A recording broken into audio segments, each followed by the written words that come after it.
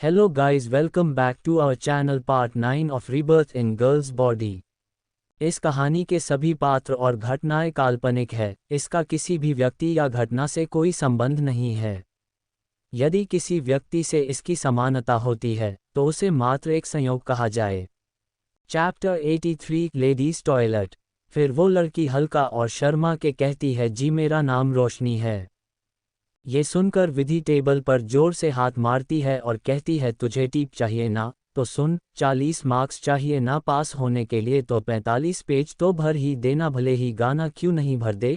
Teacher को तुझ पर दया आ गई तो सभी पेज में 1 मार्क्स तो दे ही देंगे तो तू पास हो जाएगी। और अब निकल यहाँ से, अगर अभी के अभी नहीं निकली यहाँ से तो तुझे रोशनी से अंधेरा बना दूंगी। वो ये सब एक ही सांस में बोलकर एक लंबी सांस लेती है, जिससे वो लड़की मुंह बनाकर वहां से चली जाती है और सिद्धार्थ के चेहरे पर स्माइल आ जाती है, लेकिन वो जल्दी ही अपनी स्माइल छुपा लेता है।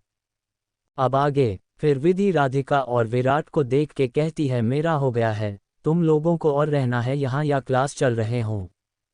उसके ऐसा कहने पर ऋषभ कहता है, अरे यार विधि, अभी तो बहुत टाइम है यार, रुको ना।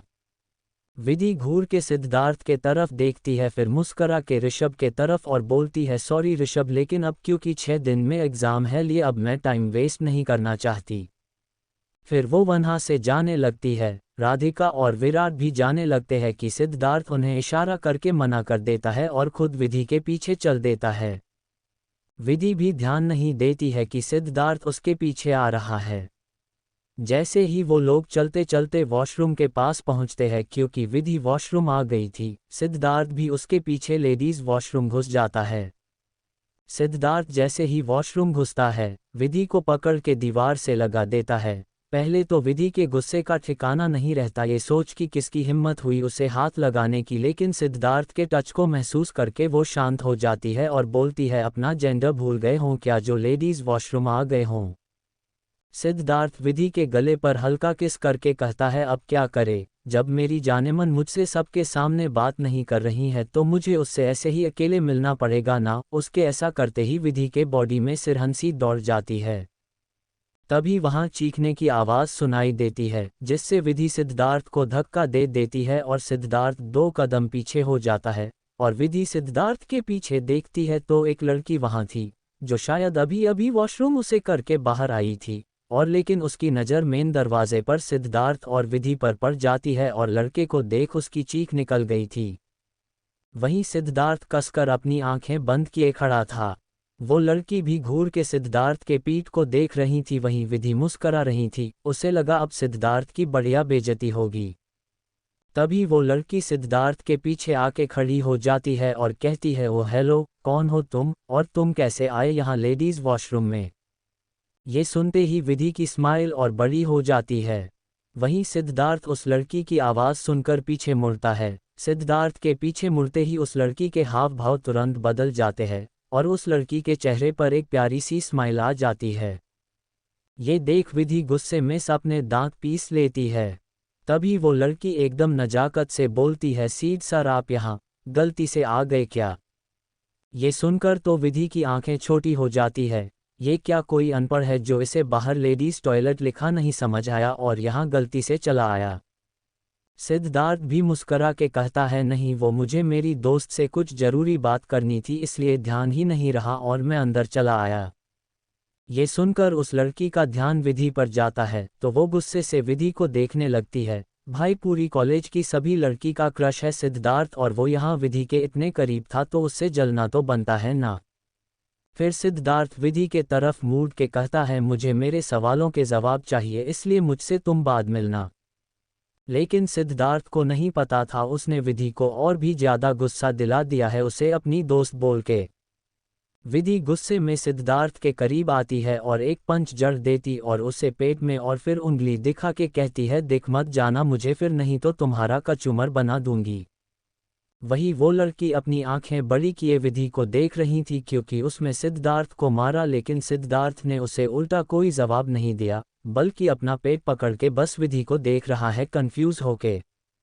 फिर विधि ही वहां से निकल जाती है। उसके निकलते ही सिद्धार्थ भी उसके पीछे निकल जाता है, लेकिन विधि उसे कहीं नजर ही नहीं आती। तो वो खुद से बोलता है यार ये मिस्टर इंडिया कैसे बन गई, कहाँ गायब हो गई इतनी जल्दी।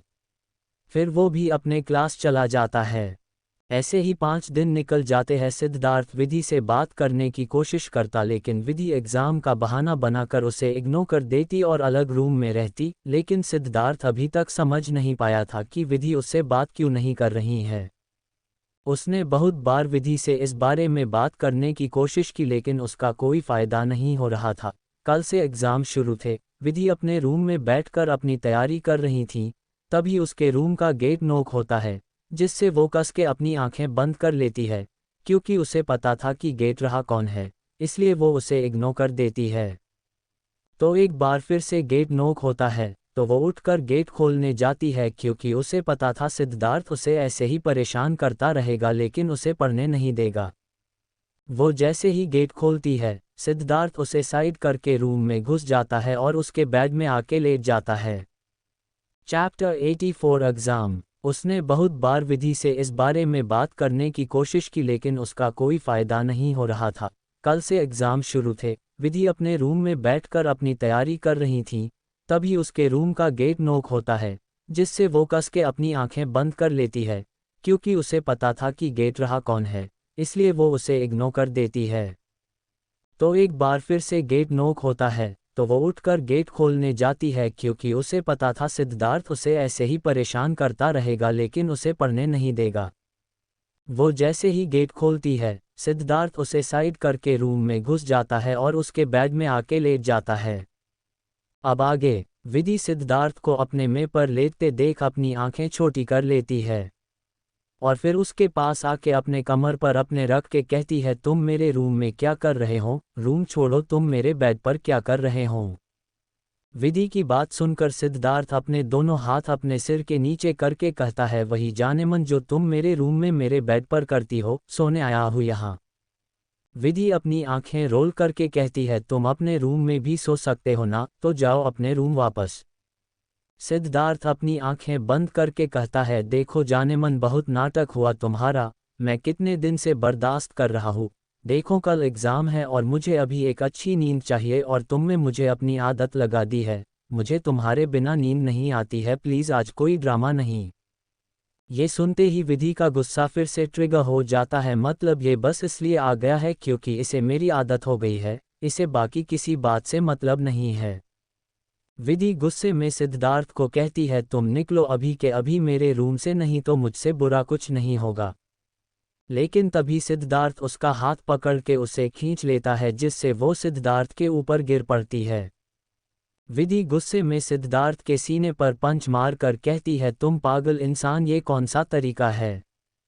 तो सिद्धार्थ उसकी कमर में अपने हाथ लपेट के कहता है जाने मन मुझे सोना है और तुम अभी गुस्सा करने के मूड में हो, इसलिए मुझे तुम्हें ऐसे बेड और लाना पड़ा, चलो तुम भी सो जाओ, तुम्हारा भी तो एग्ज़ाम है ना। विधि अपने कमर से सिद्धार्थ की पकड़ छुड़ाते हुए कहती है छोड़ो मुझे तुम्हारे साथ नहीं सोना, छोड़ो मुझे। सिद्धार्थ अपनी आंखें बंद करके कहता है कोई फ़ायदा नहीं है जाने मन, कितना भी कोशिश कर लो लेकिन तुम खुद को मुझसे दूर नहीं कर पाओगी, तुम्हें अब जिंदगी भर मेरे साथ ऐसे ही सोना है। उसकी बात सुनकर विधि के आंखों में आंसू आ जाता है। वो अपनी आंसू रोकने की कोशिश करती है लेकिन फिर भी एक बूंद आंसू सिद्धार्थ के गले में गिर जाती है, जिससे सिद्धार्थ अपनी आंखें खोल के हैरानी से विधि को देखने लगता है और उसकी पकड़ भी विधि के कमर पर ढीली हो जाती है। सिद्धार्थ फिर विधि के गाल पर हाथ रख के कहता है क्या हुआ जाने मन, तुम रो रही हो। विधि सिद्धार्थ का हाथ अपने गाल से हटा के उसके ऊपर से उठकर बगल में बैठ जाती है, तो सिद्धार्थ भी उठ के उसके बगल में बैठ जाता है और विधि को अपनी तरफ घुमा के कहता है बोलो ना जाने मन, क्या हुआ है तुम्हें, क्यों तुम कुछ दिनों से इस तरह बिहेव कर रही हो। विधि अपना मुंह फेर के कहती है मुझसे बात मत करो, मुझे तुमसे कोई बात नहीं करनी है और तुम जाओ यहाँ से। सिद्धार्थ कुछ सोच के कहता है ठीक है, नहीं बात करनी मत करो लेकिन प्लीज़ सो जाओ अभी, प्लीज़। विधि भी अब कुछ नहीं बोलती है क्योंकि सोई तो वो भी नहीं थी कुछ दिनों से अच्छे से, इसलिए वो बेड के एक साइड पर आके लेट जाती है। ये देख सिद्धार्थ अपना सिर हिलाता है और उसके करीब आके उसकी कमर में हाथ डालकर इसे अपने करीब कर लेता है और कहता है प्लीज़ अभी और कुछ नहीं। तो विधि भी कुछ नहीं कहती है और पूरे 6 दिन बाद दोनों एक अच्छी नींद लेते हैं। लेकिन अगली सुबह भी जब सिद्धार्थ की नींद खुलती है तो वो खुद को अकेला पाता है, तो वो वहां से निकलकर अपने रूम जाता है, लेकिन विधि उसे कहीं नजर नहीं आती है। सिद्धार्थ फ्रेश होके बाहर आता है तो राज और स्वयं दोनों ही उसे हॉल में मिल जाते हैं, तो वो एक चेयर पर बैठते हुए पूछता है, जाने मन कहाँ है। राज अपने प्लेट से एक बाइट लेते हुए कहता है, वो तो आज भी जल्दी चली गई है, लेकिन आज ब्रेकफास्ट करके गई है। दूसरी तरफ विधि कॉलेज पहुंचती है। क्योंकि वो 10 मिनट जल्दी आ गई थी तो वो वही राधिका का वेट करने लगती है। थोड़ी ही देर में राधिका और विराट वहां पहुंच जाते हैं। राधिका जैसे ही विधि को देखती है भाग के उसके पास आती है और कहती है, विधि तुझे कुछ पता चला। विधि अपनी आईब्राव ऊपर करके पूछती है, ऐसी कौन सी बात है जो मुझे पता चलनी चाहिए। राधिका कहती है, नहीं ऐसी कोई बात नहीं है जो तुम्हें पता होनी चाहिए, बस मैं तो ऐसे ही तुम्हें बता रही थी कि वो जो स्नेहा है ना, अपनी क्लास में सुनने में आया है 2-3 दिन से कहीं गायब है। उसके पेरेंट्स ने पुलिस कंप्लेन भी की है। विधि हैरानी से राधिका को देखने लगती है, क्या सच में वो गायब है, लेकिन कहाँ गई वो। राधिका मुंह बना के बोलती है, मुझे क्या पता, मैं कौन सी उसकी असिस्टेंट हूँ। तभी तक विराट आके कहता है, अरे 2 दिन पहले वो क्लब गई थी, सुना है उसके बाद वो वापस घर ही नहीं गई। कहीं पी कर पड़ी होगी या अपने किसी दोस्त के साथ होगी। तो विधि कहती है, छोड़ो यार, अपने ही लाइफ में इतने प्रॉब्लम है, क्यों किसी और कर बातों में अपना सिर फोड़ना। फिर वो एग्ज़ाम देने अपने अलॉटेड रूम में चले जाते हैं। एग्ज़ाम के बाद सभी बाहर आते हैं, सीनियर भी उन्हें मिलते हैं, लेकिन उसमें से सिद्धार्थ गायब था। तो विधि राज से पूछती है, तुम्हारा वो दोस्त कहीं नजर नहीं आ रहा है। तो राज कहता है, मुझे क्या पता यार, कभी तुम पूछती हो वो कहाँ है तो कभी वो पूछता है कि तुम कहाँ हो, मैं क्या कोई तुम दोनों का मैसेंजर हूँ। उसकी बात पर विधि अपना मुंह बना लेती है। फिर सभी अपने अपने घर चल देते हैं। दूसरी तरफ एक सुनसान जगह पर पुरानी बंद फैक्ट्री थी, जिसके बाहर कुछ लोग थे, शायद वो वहां पहरा दे रहे थे। उसी फैक्ट्री के अंदर पूरा अंधेरा छाया हुआ था और उसी अंधेरे में एक लड़की बंद थी। उसे देख के लग रहा था जैसे वो बेहोश है। चैप्टर 85, तुम्हें विधि मिल जाएगी और मुझे सीग। फिर वो एग्ज़ाम देने अपने अलॉटेड रूम में चले जाते हैं। एग्ज़ाम के बाद सभी बाहर आते हैं, सीनियर भी उन्हें मिलते हैं, लेकिन उसमें से सिद्धार्थ गायब था। तो विधि राज से पूछती है, तुम्हारा वो दोस्त कहीं नजर नहीं आ रहा है। तो राज कहता है, मुझे क्या पता यार, कभी तुम पूछती हो वो कहाँ है तो कभी वो पूछता है कि तुम कहाँ हो, मैं क्या कोई तुम दोनों का मैसेंजर हूँ। उसकी बात पर विधि अपना मुंह बना लेती है। फिर सभी अपने अपने घर चल देते हैं। दूसरी तरफ एक सुनसान जगह पर पुरानी बंद फैक्ट्री थी, जिसके बाहर कुछ लोग थे, शायद वो वहां पहरा दे रहे थे। उसी फैक्ट्री के अंदर पूरा अंधेरा छाया हुआ था और उसी अंधेरे में एक लड़की बंद थी। उसे देख के लग रहा था जैसे वो बेहोश है। अब आगे। तभी उस फैक्ट्री के बाहर एक कार आकर रुकती है, तो वहां मौजूद एक आदमी जल्दी से जाके उस कार का गेट खोलता है और उससे एक आदमी बाहर निकलता है, जो पूरी तरह काले कपड़े में थे। उसके बॉडी का कोई भी पार्ट नजर नहीं आ रहा था, क्योंकि उसके हाथ में ग्लव्स था और चेहरे पर मास्क, आंखों में काला चश्मा। उस आदमी को देख सभी अपना सिर झुका लेते हैं। फिर वो आदमी अपने बगल वाले आदमी जिसने उसकी कार का गेट खोला था, उससे पूछता है, उस लड़की की हालत कैसी है। तो वो दूसरा आदमी कहता है, बॉस हमने बहुत अच्छे से उसका ख्याल रखा है, बस पहले दिन उसे भूखा रखा जैसा आपने कहा था, फिर उसे टाइम से खाना दे रहे हैं, लेकिन वहाँ हल्की सी भी रोशनी नहीं होने देते। वो उस दिन से अंधेरे में ही है, जिस कारण वो लड़की कभी कभी डर से बेहोश हो जाती है। तो वो पहले वाला आदमी कहता है, गुड, बहुत बढ़िया, तुम्हें मैं इसके लिए तुम्हारी फैमिली के साथ ऊटी घूमने भेजूंगा, मस्त एंजॉय करना। जिससे दूसरा वाला आदमी खुश होके कहता है, सच बॉस, वाह, आज ही ये खुशखबरी मैं अपनी घरवाली को दूंगा, वो तो खुशी से नाचने ही लगेगी। तो वो पहले वाला आदमी कहता है, साले अपनी घरवाली को कभी कभी घुमा लिया कर, ताकि हमेशा खुश होती रहे। वो आदमी अपना सर खुजाते हुए कहता है, सर हमेशा आपके जैसे बड़े दिल वाले क्लाइंट कहाँ मिलते हैं हमें, जो ऐसे टूर पर भेजे। तो वो पहले वाला आदमी बोलता है चल चल ठीक है अंदर चलते हैं, पहले उस लड़की से तो मिल ले। फिर वो दोनों अंदर जाते हैं। अंदर अभी भी पूरा अंधेरा था, वहां पर एक लाइट ऑन किया जाता है जो सीधे उस लड़की के चेहरे पर पड़ रहा था, और वो आदमी उसी लड़की के सामने चेयर लगा के बैठ जाता है। फिर वो पहले वाला आदमी कहता है केतन इसे जगा तो बहुत सो चुकी ये, थोड़ा इससे बात तो किया जाए। केतन जल्दी से उस लड़की के ऊपर बर्फ वाला पानी डाल देता है जिससे वो लड़की अचानक ही जाग जाती है। आह कौन है कौन है? उस लड़की की आवाज़ सुनकर वो लड़का हंसता है हा हा हा, तो स्नेहा कैसी हो तुम? स्नेहा किसी आदमी की आवाज़ सुनकर अपनी आंखें खोलती है लेकिन इसे उस आदमी का चेहरा नहीं दिखता है, तो वो गुस्से में चिल्ला के कहती है कौन हो तुम? और तुम्हारी हिम्मत कैसे हुई मुझे किडनैप करने की?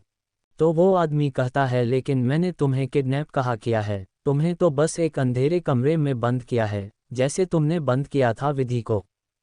ये सुनते ही स्नेहा का दिमाग सुन्न पड़ जाता है और वो डरते हुए पूछती है को कौन हो तुम? मैंने ऐसा कुछ नहीं किया है। तुम किस विधि की बात कर रहे हो? ये सुनकर वो आदमी अपना हाथ अपने गर्दन के पीछे रगड़ता है और फिर अपनी गर्दन टेढ़ी करके केतन को कहता है केतन जरा इसे याद दिला तो। ये सुनते ही केतन स्नेहा के पास जाता है और उसे खींच के एक थप्पड़ लगा देता है जिससे स्नेहा का चेहरा एक तरफ हो जाता है। फिर वो आदमी पूछता है याद आया मैं किसकी बात कर रहा हूँ या और याद दिलाऊं? तो स्नेहा तुरंत कहती है देखो कौन हो तुम मेरे डैड को नहीं जानते हो, वो तुम्हें छोड़ेंगे नहीं। ये सुनकर वो आदमी पागलों की तरह हंसने लगता है और फिर कहता है किस बाप की बात कर रही है तू, जो इस वक्त अपनी बेटी को खोजने के बजाय किसी के साथ अपने रात रंगीन कर रहा है, सॉरी दिन रंगीन कर रहा है। खैर मुझे तुझसे और तेरे बाप दोनों से कोई मतलब नहीं है, मुझे तो तू ये बता तूने विधि को लाइब्रेरी में क्यों बंद किया था? तो स्नेहा फिर कहती है मैंने किसी को लाइब्रेरी में बंद नहीं किया है। उसके ऐसा बोलते ही वहां साइड के स्क्रीन में एक वीडियो चलता है जो सीसीटीवी वीडियो था उसी लाइब्रेरी के बाहर का, लेकिन शायद उसके बारे में कॉलेज में किसी को पता नहीं था। वो वीडियो देखते ही स्नेहा के चेहरे पर ठंड में भी पसीने आ जाते हैं। फिर वो आदमी पूछता है और भी सबूत चाहिए? स्नेहा किसी तरह हिम्मत करके कहती है कौन हो तुम, आशिक लगते हो उसके, बेकार में तुम उसके लिए इतनी बड़ी मुसीबत उठा रहे हो। इतना बोलकर स्नेहा उस आदमी के तरफ देखती है और आगे कहती है वो घटिया लड़की हमारे कॉलेज के सीनियर को फंसा रही है और सीट मुझे चाहिए इसलिए मैंने उससे बदला लेने के लिए ये सब किया। अगर तुम चाहो तो हम मिलकर उन दोनों को अलग कर सकते हैं, तुम्हें विधि मिल जाएगी और मुझे सीट। स्नेहा के इतना बोलते ही वो आदमी स्नेहा का गला पकड़ लेता है और कहता है हाथ नहीं उठाता मैं लड़कियों पर क्योंकि उसे नहीं पसंद, अगर मैं पहले वाला इंसान होता तो अभी तक तू इस दुनिया में नहीं होती, लेकिन बस उसे नहीं पसंद कि लड़के लड़कियों पर हाथ उठाए इसलिए तू सही सलामत है, लेकिन तू तो उसके बारे में ही बुरा बोलने लगी। उस आदमी के इतने जोर से गला पकड़ने से स्नेहा की आंखें बाहर आने लगती है, तो वो आदमी स्नेहा को छोड़ के फिर से अपने जगह में स्टाइल से बैठकर कहता है अक्ल ठिकाने में नहीं आया है तेरा, इसलिए अभी और यहाँ रुक तू, जब तुझे अक्ल आ जाएगा छोड़ देंगे तुझे। और हाँ विधि से दूर रहना, उसे दर्द कोई दे मैं बर्दाश्त नहीं कर सकता, तो ध्यान रखना इस बात का। फिर वो आदमी बहुत प्यार से कहता है अच्छा तो तुम अपना ध्यान रखना, अंधेरा रहता है ना, कोई नहीं जितनी जल्दी तुम्हें अक्ल आएगी उतनी जल्दी तुम यहाँ से जा पाओगी। तो स्नेहा कहती है कौन हो तुम, उस विधि के लिए मुझसे दुश्मनी तुम्हें भारी पड़ेगी और वो लड़की तुम्हें कभी नहीं पूछेगी क्योंकि उसमें सिद्धार्थ मेहरा को फंसा रखा है। इस बात पर वो लड़का हंसता है और कहता है वो बस मुझसे प्यार करेगी, उसे बस मेरा होना, वो किसी और की हो ही नहीं सकती। उसकी आंखें बस मुझे देखेगी, उसकी जुबान पर बस मेरा नाम होगा और तुम्हें इस बात की चिंता करने की ज़रूरत नहीं है। मैं जानता हूँ मुझे इसके लिए क्या करना है, जो वो बस मुझे प्यार करे क्योंकि उसकी किस्मत में बस एक लड़के का नाम है और वो नाम मेरा है। फिर वो पीछे मुड़ते हुए कहता है अपना ध्यान रखना और कोशिश करना जल्दी अक्ल ठिकाने आए तुम्हारा, क्योंकि मैं और कोई तरीका अपनाना नहीं चाहता, बस तुमने उसे बंद किया तो मैंने तुम्हें बंद कर दिया अंधेरे कमरे में हिसाब बराबर। दूसरी तरफ विधि अपार्टमेंट आती है लेकिन सिद्धार्थ उसे वहां भी नहीं मिलता है, तो वो राज से पूछती है सीड बेबी कहाँ है, कुछ बताओगे? तो राज मासूमियत से कहता है, तुमने मेरे दोस्त का इतना दिल दुखाया है कि बेचारा कहीं जाके रो रहा होगा। आज सुबह से ही उसका मूड सही नहीं था क्योंकि तुम आज भी उसके बाद कॉलेज चली गई थी। चैप्टर 86 विधि आई अनाथाश्रम। इस बात पर वो लड़का हंसता है और कहता है वो बस मुझसे प्यार करेगी, उसे बस मेरा होना, वो किसी और की हो ही नहीं सकती। उसकी आंखें बस मुझे देखेगी, उसकी जुबान पर बस मेरा नाम होगा, और तुम्हें इस बात की चिंता करने की ज़रूरत नहीं है। मैं जानता हूँ मुझे इसके लिए क्या करना है जो वो बस मुझे प्यार करे, क्योंकि उसकी किस्मत में बस एक लड़के का नाम है और वो नाम मेरा है। फिर वो पीछे मुड़ते हुए कहता है, अपना ध्यान रखना और कोशिश करना जल्दी अक्ल ठिकाने आए तुम्हारा, क्योंकि मैं और कोई तरीका अपनाना नहीं चाहता। बस तुमने उसे बंद किया तो मैंने तुम्हें बंद कर दिया अंधेरे कमरे में हिसाब बराबर।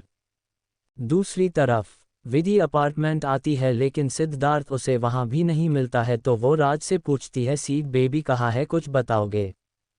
तो राज मासूमियत से कहता है, तुमने मेरे दोस्त का इतना दिल दुखाया है कि बेचारा कहीं जाके रो रहा होगा। आज सुबह से ही उसका मूड सही नहीं था क्योंकि तुम आज भी उसके बाद कॉलेज चली गई थी। अब आगे ये सुनकर विधि को बहुत दुख होता है कि उसने सीड बेबी को कितना परेशान कर दिया है, लेकिन तभी उसे याद आता है कि सिद्धार्थ तो किसी और से अभी भी प्यार करता है, मतलब वो बस सिद्धार्थ के लिए एक जिद है। ये याद आते ही विधि मुंह बना लेती है और फिर कहती है, ठीक है, फिर उससे पूछ लेना उसे 1-2 बोतल भी चाहिए क्या? राज हैरानी से विधि को देख के पूछता है, मतलब?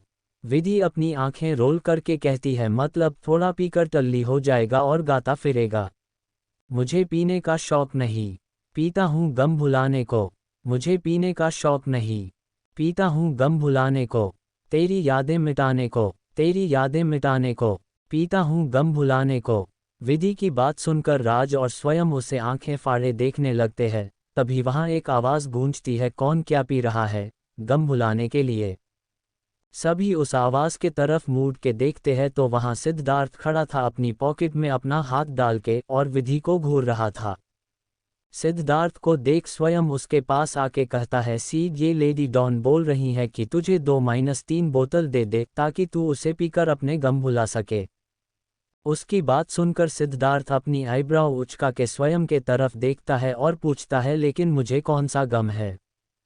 ये सुनते ही सभी राज के तरफ देखने लगते हैं और सिद्धार्थ जब सबको राज के तरफ देखते देखता है तो वो भी राज के तरफ देखने लगता है। राज अपना सिर इधर उधर करता है, फिर सिद्धार्थ के पास आके अपनी एक आंख मार के कहता है, सीड वो मैं विधि को बता रहा था कि इसका बिहेवियर तुझे कितना दुख पहुंचा रहा है। सिद्धार्थ तुरंत राज के इशारे को समझकर अपना चेहरा पूरा उदास करके कहता है, हाँ जाने मन, तुम नहीं जानती तुम्हारी ये बेरुखी मुझे कितना दुख दे रही है। तुम्हारा यूं मुझे इग्नोर करना मेरे दिल में कितना चोट पहुंचा रहा है। उसकी बात सुनकर विधि अपना मुंह फेर लेती है। ये देख के सिद्धार्थ विधि के पास आता है और उसके चीन को पकड़ के उसका चेहरा अपनी तरफ घुमा के कहता है, और तुम्हारा ये मुझसे मुंह फेरना ये भी मुझे कितनी तकलीफ दे रहा है। तभी सिद्धार्थ और विधि की नज़रें एक दूसरे से मिलती है और दोनों को ही एक दूसरे के आंखों में दर्द नजर आता है। भले ही अभी सिद्धार्थ बस राज के इशारे पर यह सब बोल रहा था, लेकिन उसका एक एक शब्द बिल्कुल सही था। उसे सच में बहुत फर्क पड़ रहा था। हाँ, बस सिद्धार्थ को अपने इमोशन दिखाना नहीं आता था। दोनों ही एक दूसरे के आंखों में खोए थे। तभी स्वयं उनके बीच में टपक के कहता है, लेडी डॉन ये बहुत गलत बात है। तुम मेरे यार की फीलिंग नहीं समझ रही हो और उसे दर्द दे रही हो। तो विधि सिद्धार्थ के आंखों में देखते हुए कहती है, और मेरे दर्द का क्या, जो मुझे हो रहा है तुम्हारे इस दोस्त के कारण। और वो सिद्धार्थ का हाथ अपने चीन से हटाकर अपने रूम चली जाती है। वहीं सिद्धार्थ हैरानी से विधि को जाते हुए देखता रहता है, फिर कहता है, उसे कौन सा दुख दिया है मैंने, और कब, मुझे कुछ याद क्यों नहीं?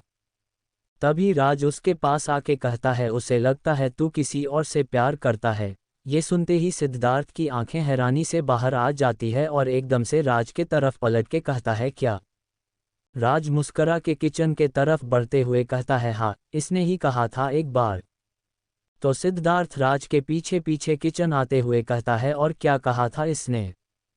राज एक ग्लास पानी का लेता है और उससे एक घूंट पीते हुए कहता है, उसने कहा था मेरी ही किस्मत खराब है, मुझे नहीं पता था कि सिद्धार्थ किसी और से प्यार करता है। तभी स्वयं पीछे से कहता है, हाँ हाँ मैंने भी सुना था, उसने ऐसा कहा था।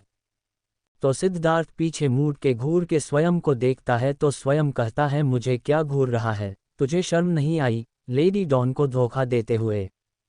उसकी बात पर सिद्धार्थ अपना हाथ अपने सिर पर मार के कहता है, यार मैंने किसी को धोखा नहीं दिया है, ये लड़की क्या बोल रही है मुझे समझ नहीं आ रहा। फिर वो राज के तरफ देख के पूछता है, उसने ऐसा कब कहा था? तो राज कहता है, जिस दिन तू अपसेट था रॉकी के बातों के कारण। सिद्धार्थ कुछ देर अपने दिमाग में जोर डालता है तो उसे उसकी और विधि की आधी अधूरी बात ध्यान आती है तो अचानक ही उसके मुंह से निकलता है, शीट। राज मजाकिया लहजे में कहता है, क्या हुआ, याद आ गया कब तेरी बातें उसे बुरी लगी और उसे लगा कि तू किसी और से प्यार करता है? सिद्धार्थ कहता है, हाँ उस दिन मुझे उसकी याद आ रही थी और उसी के बारे में मैंने कहा था कि मैं उससे बहुत प्यार करता हूँ। ये सुनकर राज अपना हाथ अपने सिर पर मार लेता है, हद है मतलब, और तूने उसे पूरी बात नहीं बताई। सिद्धार्थ अपना सिर ना में हिला देता है और कहता है, मैं उसका सच अभी किसी को बताना नहीं चाहता। तो राज कहता है, फिर तो बेटा मैं कुछ नहीं कर सकता, क्योंकि ये गलतफहमी बढ़ती रहेगी। अगर सब कुछ ठीक करना है तो उसे पूरी बात बता, और मैं तो कहता हूँ तू विधि को अच्छे से प्रपोज कर, एक रिंग पहना कर, देखना वो बहुत खुश हो जाएगी। सिद्धार्थ कुछ देर सोचता है और कहता है, तू सही बोल रहा है, चल एग्ज़ाम के बाद उसे प्रपोज करूँगा अच्छे से। ऐसे ही 10 दिन बीत जाते हैं और आज लास्ट पेपर है सबका, सभी एग्ज़ाम दे के बाहर निकलते हैं और एक जगह मिलते हैं। सभी बहुत खुश थे क्योंकि अब 10 दिन मस्त सभी आराम करने वाले थे, फिलहाल किसी का कोई प्लान नहीं था। लेकिन प्रीत खुश नहीं थी, फिर वो कहती है, यार कुछ प्लान करो ना, 10 दिन है हमारे पास, कहीं चलते हैं। तो विधि कहती है, सॉरी लेकिन कहीं नहीं जाऊंगी, क्योंकि मैं ये 10 दिन अपने अनाथाश्रम में बिताने वाली हूँ। ये सुनते ही सिद्धार्थ की त्योरियां चढ़ जाती है, पहले ये लड़की उसे इतने दिन से इग्नोर कर रही है एक गलतफहमी के कारण, और अब जब उसने सोचा कि वो उसे प्रपोज करेगा और उसकी सारी गलतफहमी दूर करेगा, तो ये लड़की उससे दूर जाने के बहाने ढूंढ रही है। सिद्धार्थ तुरंत बोलता है, तुम कहीं नहीं जाओगी जाने मन। विधि अपनी आंखें छोटी करके सिद्धार्थ को देखती है और कहती है, और मैं क्यों नहीं जाऊंगी, और मुझे रोकेगा कौन? सिद्धार्थ अपनी नज़रें चुरा के कहता है, मैं रोकूंगा। विधि अपनी आंखें रोल करके कहती है, मैं तुम्हारे बोलने से तो बिल्कुल नहीं रुकने वाली, और हाँ मुझे अनाथाश्रम जाना है क्योंकि विमला काकी मुझे याद कर रही हैं और मैं भी उन्हें बहुत याद कर रही हूँ। तो सब सिद्धार्थ कुछ नहीं बोलता है क्योंकि वो भी समझ रहा था कि विधि के लिए उसकी फैमिली वही अनाथ आश्रम है। तो सिद्धार्थ कहता है, ठीक है चलो मैं तुम्हें आश्रम छोड़ देता हूँ। तो विधि मुंह बना के धीरे से बड़बड़ाती है, देखो तो कितनी जल्दी है मुझे छोड़ने की, हाँ रहेगी क्यों नहीं, कौन सा मुझसे प्यार करता है ये, मतलब सच में हद है यार। अगर सीड बेबी नहीं बोलता है कि मैं तुम्हें छोड़ने चलता हूँ, तब भी उसकी जाने मन को उससे शिकायत होती, और अब जब छोड़ने जा रहा है तब भी शिकायत है। विधि को ऐसी बड़बड़ाते देख सिद्धार्थ अपना सिर हिलाता है और फिर सभी को देख के कहता है, तुम लोग जाओ, मैं जाने मन को आश्रम पहुंचाने जाता हूँ। उसके बाद वो विधि का हाथ पकड़ के अपने बाइक के पास आ जाता है और कहता है, चलो बैठो, और खुद आगे बैठ जाता है। लेकिन विधि अपना मुंह फेर के कहती है, मुझे नहीं बैठना तुम्हारे साथ। उसकी बात पर सिद्धार्थ अपनी आंखें छोटी करके विधि को देखता है, फिर उसे पकड़ के अपने करीब करता है और एकदम से हवा में उठा के उसे सामने बैठा लेता है। विधि का चेहरा सिद्धार्थ के तरफ था। तो विधि घूर के गुस्से में सिद्धार्थ को देखती है और कहती है, ये क्या तरीका है बाइक पर बैठाने का? तो सिद्धार्थ मुस्करा के कहता है, जाने मन ये तुम्हारे सीड बेबी का अपनी जाने मन को बैठाने का तरीका है, और वो एक तिरछी स्माइल पास कर देता है जिससे विधि की आंखें बड़ी हो जाती है। ये लड़का कितना बड़ा फ्लर्ट है, प्यार किसी और से करता है और छेड़ता मुझे है। तभी सिद्धार्थ अपनी बाइक स्टार्ट करता है और उसकी बाइक हवा से बातें करने लगती है। थोड़ी देर में सिद्धार्थ की बाइक अनाथ आश्रम के बाहर आके रुकती है। वहीं बाहर में ही मालती थी जिसकी नज़र विधि पर पती है तो उसकी आईब्राउ ऊपर की ओर उठ जाती है। वहीं विधि मुंह बना के बोलती है, अब तुम उतरो बाइक से तब मैं उतरूंगी।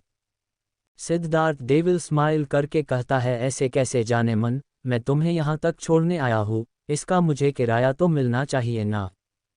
विधि सिद्धार्थ को देख अपनी आंखें छोटी करके कहती है, बड़े चिंदी हो यार, अब तुम क्या बाइक राइड सर्विस स्टार्ट कर दिए हो क्या? सिद्धार्थ विधि के कमर पर अपने हाथ लपेट कर कहता है, जाने मन, ये सर्विस बस तुम्हारे लिए है और इसका किराया तो मैं खुद ले लूंगा। बोलकर वो अपना दूसरा हाथ विधि के सिर के पीछे लगाता है और उसके होंठ को ब्लॉक कर देता है। वहीं मालती जो ये सब कब से देख रही थी, उसको आंखें बड़ी हो जाती है। इधर विधि खुद को सिद्धार्थ से छुड़ाने की बहुत कोशिश करती है, लेकिन उसका कोई फायदा नहीं होता, क्योंकि विधि कितनी भी एक्सपर्ट हो लेकिन सिद्धार्थ के सामने उसकी ताकत कम ही थी। आखिर में विधि भी हार मानकर खुद को ढीला छोड़ देती है। ये महसूस होते ही सिद्धार्थ भी विधि पर अपनी ढीली कर देता है और उससे पैशनेटली किस करने लगता है। धीरे धीरे विधि भी उसका साथ देने लगती है। भाई प्यार तो वो भी करती है सिद्धार्थ से, बस नाराजगी है एक गलतफहमी के कारण जो जल्दी ही खत्म होने वाली है, क्योंकि इनकी ये दूरी अब मुझसे नहीं देखी जा रही है, इसलिए अब मैं इन्हें करीब लाऊंगी। खैर, एक लंबे किस के बाद दोनों एक दूसरे से अलग होते हैं, लेकिन अभी विधि की आंखें हल्की नम थी, जो देख सिद्धार्थ को बहुत तकलीफ महसूस होती है। फिर सिद्धार्थ विधि के गाल को अपने हाथों में भर के कहता है, मैं सब ठीक कर दूंगा और तुम्हारी सारी गलतफहमी दूर कर दूंगा, जल्दी वापस आना, मैं इंतजार करूंगा तुम्हारा। ये सुनकर विधि इमोशनल हो जाती है, लेकिन फिर भी उसके दिमाग में वही बात बैठी थी कि सिद्धार्थ किसी और से अभी भी प्यार करता है। विधि फिर बिना इमोशन के कहती है, प्लीज़ मुझे उतरने दो। उसके ऐसा बोलने से सिद्धार्थ थोड़ा पीछे हो जाता है और विधि बाइक से नीचे उतर के जल्दी से आश्रम के अंदर भाग जाती है, क्योंकि उससे अब अपने आंसू बर्दाश्त नहीं हो रहे थे। विधि के ऐसे चले जाने से सिद्धार्थ को भी बहुत बुरा लगता है, लेकिन कुछ देर आश्रम के गेट को देखने के बाद वो भी वहां से चला जाता है। वही बाइक के जाने की आवाज़ सुनकर विधि बाहर झांक के देखती है, तभी उसके पीछे कोई टैप करता है, तो वो जल्दी से अपने आंसू पोंछ के पीछे मुड़ती है। वही आश्रम के बाहर साइड में जो मालती विधि को देख के छुप गई थी, वो कहती है, यार इस विधि ने तो लगता है बहुत बड़ा हाथ मारा है, कितना अमीर लड़का लग रहा था ये, और इसकी बाइक भी कितनी महंगी थी, 5-6 लाख की बाइक तो होगी शायद। मुझे अब विधि के साथ अच्छे से रहना होगा। Chapter 87 ring. विधि फिर बिना इमोशन के कहती है, प्लीज़ मुझे उतरने दो। उसके ऐसा बोलने से सिद्धार्थ थोड़ा पीछे हो जाता है और विधि बाइक से नीचे उतर के जल्दी से आश्रम के अंदर भाग जाती है, क्योंकि उससे अब अपने आंसू बर्दाश्त नहीं हो रहे थे। विधि के ऐसे चले जाने से सिद्धार्थ को भी बहुत बुरा लगता है, लेकिन कुछ देर आश्रम के गेट को देखने के बाद वो भी वहां से चला जाता है। वही बाइक के जाने की आवाज़ सुनकर विधि बाहर झांक के देखती है, तभी उसके पीछे कोई टैप करता है, तो वो जल्दी से अपने आंसू पोंछ के पीछे मुड़ती है। वही आश्रम के बाहर साइड में जो मालती विधि को देख के छुप गई थी, वो कहती है, यार इस विधि ने तो लगता है बहुत बड़ा हाथ मारा है, कितना अमीर लड़का लग रहा था ये, और इसकी बाइक भी कितनी महंगी थी, 5-6 लाख की बाइक तो होगी शायद। मुझे अब विधि के साथ अच्छे से रहना होगा। अब आगे। विधि पीछे मुड़ती है तो उसके पीछे गर्व खड़ा था, अपने दोनों हाथों को अपने सीने के पास क्रॉस किए और उसके चेहरे पर एक शरारती मुस्कान थी। गर्व को ऐसे देख विधि अपनी नज़रें चुराकर अंदर जाने लगती है, तो वो कहता है, दीदी कौन थे ये जिनके साथ आप यहाँ आई? विधि हड़बड़ा के कहती है, को कौन, किसकी बात कर रहे हो तुम? गर्व डेविल स्माइल करके कहता है, वही जिनके साथ आप बाइक में पप्पिया शप्पिया कर रही थीं। ये सुनकर विधि की आंखें हैरानी से बड़ी हो जाती है। तो गर्व कहता है, वैसे काफ़ी हैंडसम है जीजू। जीजू सुनकर विधि के चेहरे पर मुस्कान आ जाती है, तो गर्व उसके कंधे पर अपना कंधा मारकर कहता है, ओहो कोई तो शर्मा रहा है। विधि गर्व के कंधे पर हल्का सा मार के कहती है, बच्चे हो, बच्चे की तरह रहो समझे। तो गर्व अपने बालों में हाथ फेर के कहता है, मैं भी 16 साल का हो गया हूँ दीदी। तभी बाहर से विमला काकी आती है, हाथ में झोला लिए। विधि की नज़र जैसे ही उन पर पती है तो उनके हाथ से झोला पकड़ते हुए कहती है, दीजिए काकी मुझे ये। वहीं विमला काकी जैसे ही विधि को देखती है, उनकी आंखें चमक जाती है, विधि मेरा बच्चा कब आई तुम? विधि मुस्करा के कहती है, बस काकी अभी तुरंत आई हूँ, आज ही एग्ज़ाम खत्म हुई है। काकी मुस्करा के कहती है, फिर तुम अपने रूम में फ्रेश हो जाओ, मैं तुम्हारे लिए कुछ अच्छा सा खाने के लिए बना देती हूँ। विधि सामान को किचन में रख के कहती है, नहीं काकी अभी मन नहीं है खाने का, चलिए ना रूम में बैठते हैं। तभी किचन के बाहर से आवाज़ आता है, अरे ऐसे कैसे विधि। सभी आवाज़ के तरफ पलट के देखते हैं तो वहाँ मालती थी। वो किचन आती है और मुस्करा के कहती है, अरे विधि तुम अभी तो एग्ज़ाम से सीधे यहाँ आई हो, भूख तो ज़रूर लगी होगी तुम्हें। एक काम करो, तुम काकी के साथ बैठो, मैं तुम्हारे कुछ बना देती हूँ। उसके ऐसा बोलते ही सभी के आंख बड़े हो जाते हैं। अचानक ही गर्व के मुंह से निकलता है, ये करेले जैसे मुंह से आज शहद कैसे टपक रहा है। और वो तुरंत अपने मुंह को अपने हाथ से बंद कर लेता है, लेकिन विधि की हंसी छूट जाती है। मालती घूर के गर्व को देखती है, लेकिन फिर विधि को देख के कुछ नहीं बोलती है और विधि से फिर कहती है, विधि मैं इतनी भी बुरी नहीं हूँ जितना तुम सब मुझे समझते हो, तुम जाओ काकी के साथ, मैं तुम्हारे लिए कुछ बनाकर लाती हूँ। वही विधि भी समझ रही थी कि ये औरत उसे मस्का लगाने की कोशिश कर रही है, तो वो अपनी आंखें रोल करती है और फिर मुस्करा के कहती है, मालती दीदी हम कब आपको बुरा समझते हैं, मुझे तो हमेशा से पता था कि आप बहुत अच्छी है, आप जैसा इंसान तो चिराग लेके ढूंढने से भी नहीं मिलेगा। आप इस छोटे की बात का बुरा मत मानिए, ये तो बच्चा है, कुछ भी बोल देता है। वहीं अब गर्व और विमला का की अब आंखें बड़ी करके विधि को देखने लगते हैं। फिर विधि गर्व के तरफ देखती है और कहती है, छोटे माफ़ी मांगो मालती दीदी से, वो हमले कितनी बड़ी है, ऐसा नहीं बोलते बड़े से। ये सुनकर मालती घमंड से गर्व के तरफ देखती है, लेकिन जब गर्व माफ़ी नहीं मांगता तो उसका मुंह छोटा हो जाता है। लेकिन विधि एक बार फिर डांट लगाती है तो वो मन मारकर माफ़ी मांग लेता है। फिर विधि मालती से कहती है, दीदी आप अब इतना बोल रही हैं तो एक काम करिए, मेरे लिए पुलाव पूरी। फिर विमला काकी के तरफ देख के विधि पूछती है, आंटी आप सब्जी में क्या लाए हैं। तो विमला काकी 3-4 सब्जी के नाम बता देती है। तो विधि आगे कहती है, आप लौकी का कोफ्ता बना देना, और हाँ मशरूम बहुत दिनों से नहीं खाया है मैंने, वो भी बना देना, और गाजर का हलवा, आहा अगर वो हो जाए तो मज़ा ही आ जाए। वहीं इतना सब सुनकर ही मालती का सिर चकराने लगता है और गर्व को हंसी आने लगती है। फिर विधि मासूम सा चेहरा बनाकर कहती है, दीदी आप बना लेंगी ना ये सब। मालती खिसियानी हंसी हंसते हुए कहती है, हाँ हाँ क्यों नहीं, जाओ तुम आराम करो, मैं सब बना देती हूँ। उसके बाद विधि गर्व के तरफ मूड के आंख मारती है, जिससे उसके चेहरे पर भी मुस्कान आ जाती है। फिर वो विमला काकी के तरफ देखती है जो थोड़ा परेशान लग रही थी, तो विधि उनका हाथ पकड़ के कहती है, काकी चलिए ना, मेरा सिर बहुत दर्द दे रहा है, थोड़ा तेल लगा दीजिए बाल में, बोलकर वो काकी को अपने साथ अपने रूम ले जाती है। उनके जाने के बाद मालती अपना सिर पकड़ के वहीं बैठ जाती है, और तुझे इस विधि को मस्का लगाना था ना, देख उसने तुझे इतनी लंबी लिस्ट दे दी जैसे तू कोई शेफ है, हे भगवान इतना सब कुछ कैसे बनाऊंगी मैं। एक काम करती हूँ, ऑर्डर कर देती हूँ, इसे कौन सा पता चल जाएगा। और वो अपना फ़ोन निकाल के ऑर्डर करने वाली होती है, तभी एक बार फिर विधि वहाँ आ जाती है और कहती है, विमला दीदी मैं तो बस खाना बनने की खुशबू का वेट कर रही हूँ, ये सब होटल का खाना खाकर मैं बोर हो गई हूँ। आपको पता है मैंने कौन से होटल का खाना नहीं खाया है, अब आंख बंद करके बता सकती हूँ कि खाना कौन से होटल का है। और विधि के चेहरे पर यह सब बोलते हुए डेविल स्माइल थी, क्योंकि वो मालती को बहुत अच्छे से जानती थी। तो मालती खिसियानी हंसी हंसते हुए कहती है, देखना विधि आज मैं तुम्हें ऐसा खाना बनाकर दूंगी कि तुम अपनी उंगलियां चाटती रह जाओगी। तो विधि मालती को गले लगा के कहती है, थैंक यू दीदी, यू आर दी बेस्ट। फिर वो अपने सिर पर हाथ मार कर कहती है, ओ मैं तो पानी लेने आई थी। फिर वो एक बोतल पानी लेके वहाँ से चली जाती है, लेकिन उसके चेहरे पर एक शरारती मुस्कान थी। विधि जैसे ही रूम में आती है वो जोर जोर से हंसने लगती है और गर्व भी उसके साथ हंसने लगता है। फिर गर्व कहता है, क्या मजा चखाया है आपने मालती चाची को, अब बनाती रहे खाना। उसके ऐसा बोलते ही एक बार फिर दोनों हंसने लगते हैं।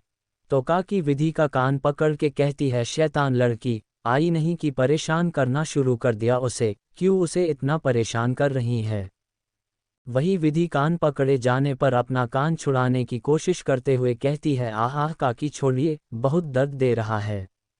विधि के ऐसा बोलने से काकी उसका कान छोड़ देती है, तो विधि मासूम सी शक्ल बनाकर अपना कान सहलाते हुए कहती है, मैंने क्या काकी, उन्होंने ही पूछा क्या खाओगे, कितने प्यार से पूछा था उन्होंने, उनका दिल तो नहीं दुखा सकते थे ना। ऐसे ही ये सब यहाँ मस्ती करते रहते हैं और दूसरी तरफ मालती मेहनत करते रहती है। इतनी सारी डिशेज बना बना कर बेचारी का हालत खराब हो रखा था। वो विधि को कोसते हुए अपना काम कर रही थीं। बेचारी को सब कुछ अकेले बनाने में बहुत टाइम लग जाता है, क्योंकि अनाथ आश्रम में एक साथ 30 बच्चों का खाना बनता था और ऊपर से इतनी सारी डिशेज। फाइनली 3 घंटे की मेहनत के बाद उसका खाना बनता है। एक लड़की विधि के रूम में आती है उसे खाना खाने के लिए बुलाने के लिए। तो सभी बाहर आ जाते हैं। सभी खाना खाने बैठते हैं तो मालती अपनी प्लेट लेके विधि के पास आ जाती है और कहती है, कैसा खाना बना है विधि। विधि मुस्करा के मालती को देखती है और खाने का एक बाइट लेके कहती है, बहुत अच्छा बना है दीदी, सच में आज तो उंगलियां चाट जाऊंगी। फिर मालती कहती है, विधि वैसे वो लड़का कौन था जो तुम्हें यहाँ छोड़ने आया था, बहुत अमीर घर का लग रहा था। उसकी बात सुनकर विधि का हाथ उसके मुंह के पास रुक जाता है और वो अपने मन में सोचती है, ओ तो ये कारण है कि आज ये कड़वा करेला तब से अपने मुंह से शहद टपका रही है। फिर विधि खाने को अपने मुंह में डाल के मालती को देख के कहती है, अच्छा वो दीदी वो तो मेरे सीनियर है और अमीर नहीं है वो। तो मालती कहती है, नहीं नहीं बाइक तो बहुत महंगी थी उनकी। विधि उदास होके कहती है, वो तो उनके दोस्त की है, बेचारे की हालत बहुत खस्ता है दीदी। ये सुनते ही मालती का मुस्कराता चेहरा काला पड़ जाता है। मतलब वो तब से एक भिखारी के लिए इतनी मेहनत कर रही थी, लेकिन बेचारी अब विधि को कुछ बोल भी नहीं सकती थी, क्योंकि उसे अब विधि से डर भी लगता था। अब मालती किसी तरह अपना खाना खत्म करती है और वहां से चली जाती है। ऐसे ही विधि के 9 दिन आश्रम में ही निकल जाता है। कल से कॉलेज था। सिद्धार्थ उसे रोज कॉल करता था, लेकिन विधि इन दिनों कभी भी सिद्धार्थ से अच्छे से बात नहीं करती थी। उधर सिद्धार्थ उदास बैठा था तो राज उसके पास आके कहता है, क्या हुआ, आज भी विधि ने ढंग से बात नहीं की। सिद्धार्थ अपने हाथ पर एक रिंग पकड़ के बैठा था, उसे ही देखते हुए कहता है, 10 दिन से मैं इंतजार कर रहा हूँ उसे ये रिंग पहनाने के लिए, लेकिन वो है कि मुझसे ढंग से बात ही नहीं कर रही। तो राज कहता है, चल आज और इंतजार कर ले, कल तो तू उससे मिलेगा ही, बस कल उसे अपने दिल की बात खुल के बताना और उसे अपने नाम की ये रिंग भी पहना देना। राज उसके हाथ से रिंग लेते हुए कहता है, जिस पर एक डायमंड था और एस लिखा हुआ था। दूसरी तरफ विधि अपने फ़ोन को लेके बैठी हुई थी, जिस पर वो सिद्धार्थ की फ़ोटो जूम करके बैठी थी।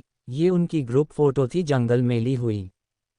तभी गर्व उसके बगल में आके बैठता है और कहता है, क्या हुआ दीदी, आप जब से यहाँ आई हो उदास ही रहती हो और हमेशा इन भैया की फ़ोटो देखती रहती हो।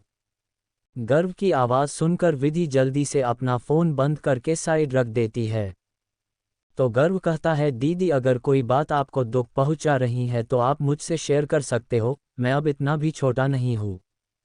तो विधि गर्व के तरफ देखती है और कहती है, उस दिन जो लड़का आया था, मैं उससे प्यार करती हूँ। ये सुनते ही गर्व खुशी से विधि को गले लगा के कहता है, मुझे पहले ही लग रहा था कि ऐसा कुछ है, लेकिन इस बात पर आप इतना दुखी क्यों हो। तो विधि लंबी सांस लेके कहती है, वो पहले किसी और से प्यार करता था और अब वो लड़की इस दुनिया में नहीं है, लेकिन वो अभी भी उससे प्यार करता है। ये सुनकर गर्व कुछ देर चुप हो जाता है और फिर कहता है, दीदी पास्ट तो बहुत लोगों का होता है, उनका भी पास्ट है, इसका ये मतलब तो नहीं है हाँ ना कि उन्हें आगे बढ़ने का कोई हक नहीं है। और अगर अब उनकी लाइफ में कोई लड़की नहीं है तो फिर आपके लिए तो मौका है कि आप उन्हें अपना बना लो। एक काम करो, आप ना उन्हें प्रपोज करो, क्यों हमेशा लड़के ही प्रपोज करे। देखना वो भी आपसे इम्प्रेस हो जाएंगे और उनकी लाइफ में कोई दूसरी लड़की आए उससे पहले आप उनकी लाइफ में एंट्री मार दो। ये सब सुनकर विधि की आंखें चमक जाती है और वो गर्व को पकड़ के उसके गाल में किस करके कहती है, तू तो सच में समझदार हो गया है छोटे। तो गर्व अपने बालों में हाथ फेर के कहता है, हाँ दीदी अब मैं बड़ा हो गया हूँ। फिर विधि अपने जगह से खड़े होके कहती है, चल फिर चलते हैं। गर्व कंफ्यूज होके पूछता है, कहाँ। विधि अपने बाल झटक के कहती है, रिंग लेने, अब प्रपोज करना है तो रिंग तो लेना पड़ेगा ना। ये सुनकर गर्व भी मुस्करा देता है, क्योंकि उसने 10 दिन में पहली बार विधि के चेहरे पर ऐसी चमक देखी थी। चैप्टर 88 सांची। ये सब सुनकर विधि की आंखें चमक जाती है और वो गर्व को पकड़ के उसके गाल में किस करके कहती है, तू तो सच में समझदार हो गया है छोटे। तो गर्व अपने बालों में हाथ फेर के कहता है, हाँ दीदी अब मैं बड़ा हो गया हूँ। फिर विधि अपने जगह से खड़े होके कहती है, चल फिर चलते हैं।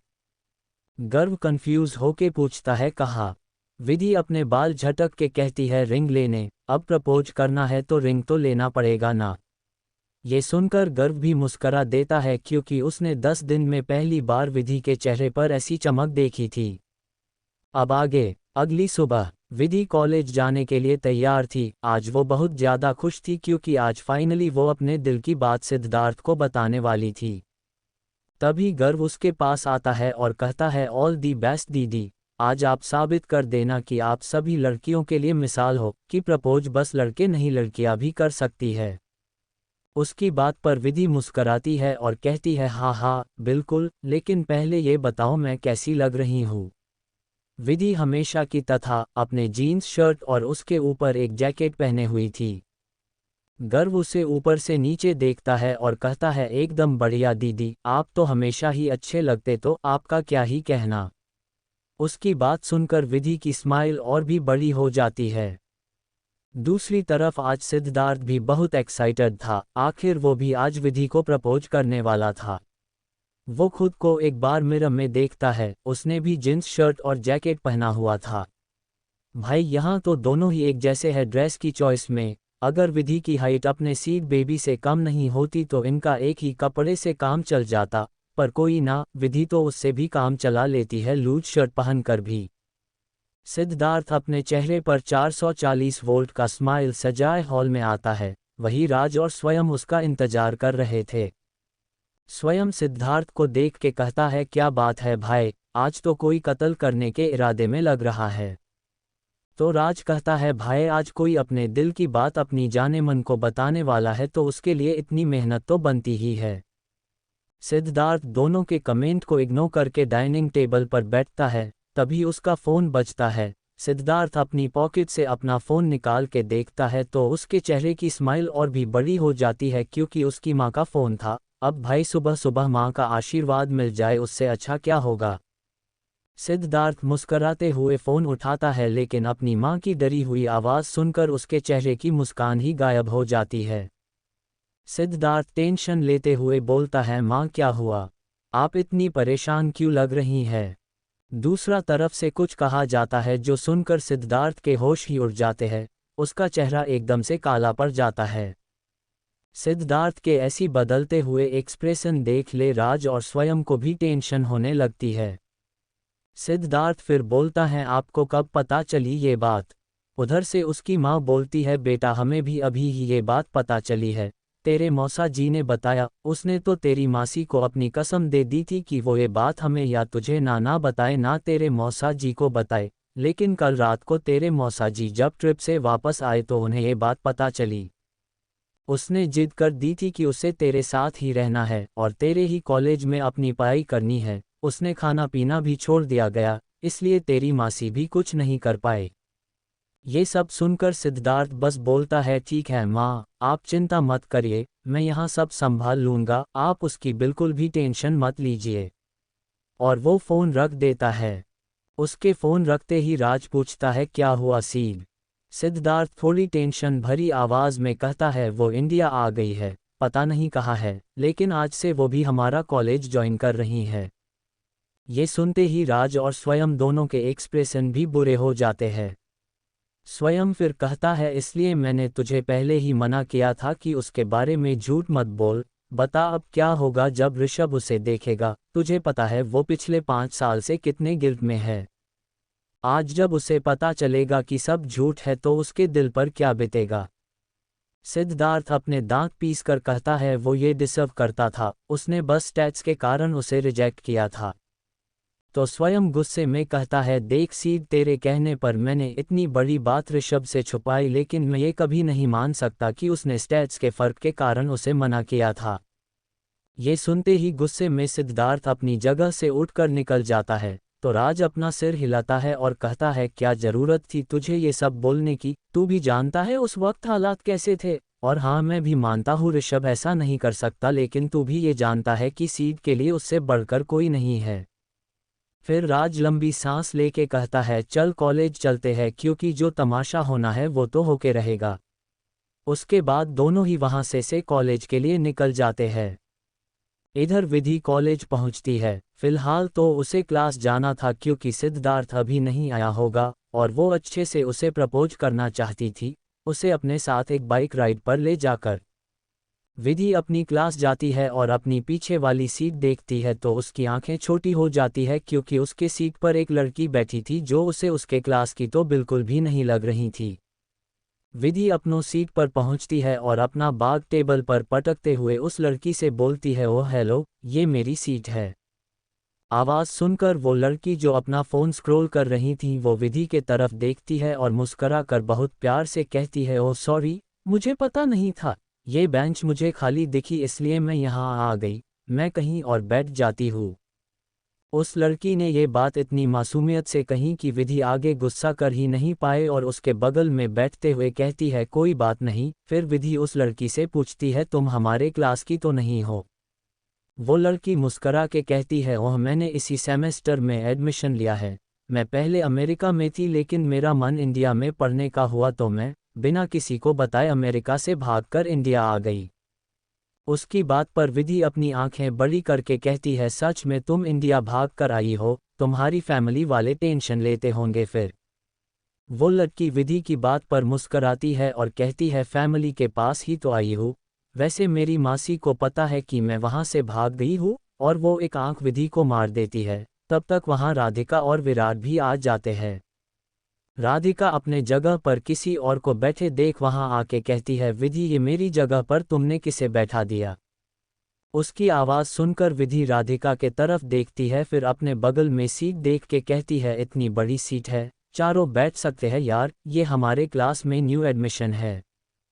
ये सुनकर राधिका उस लड़की के बगल में बैठते हुए पूछती है और इस न्यू एडमिशन का नाम क्या है?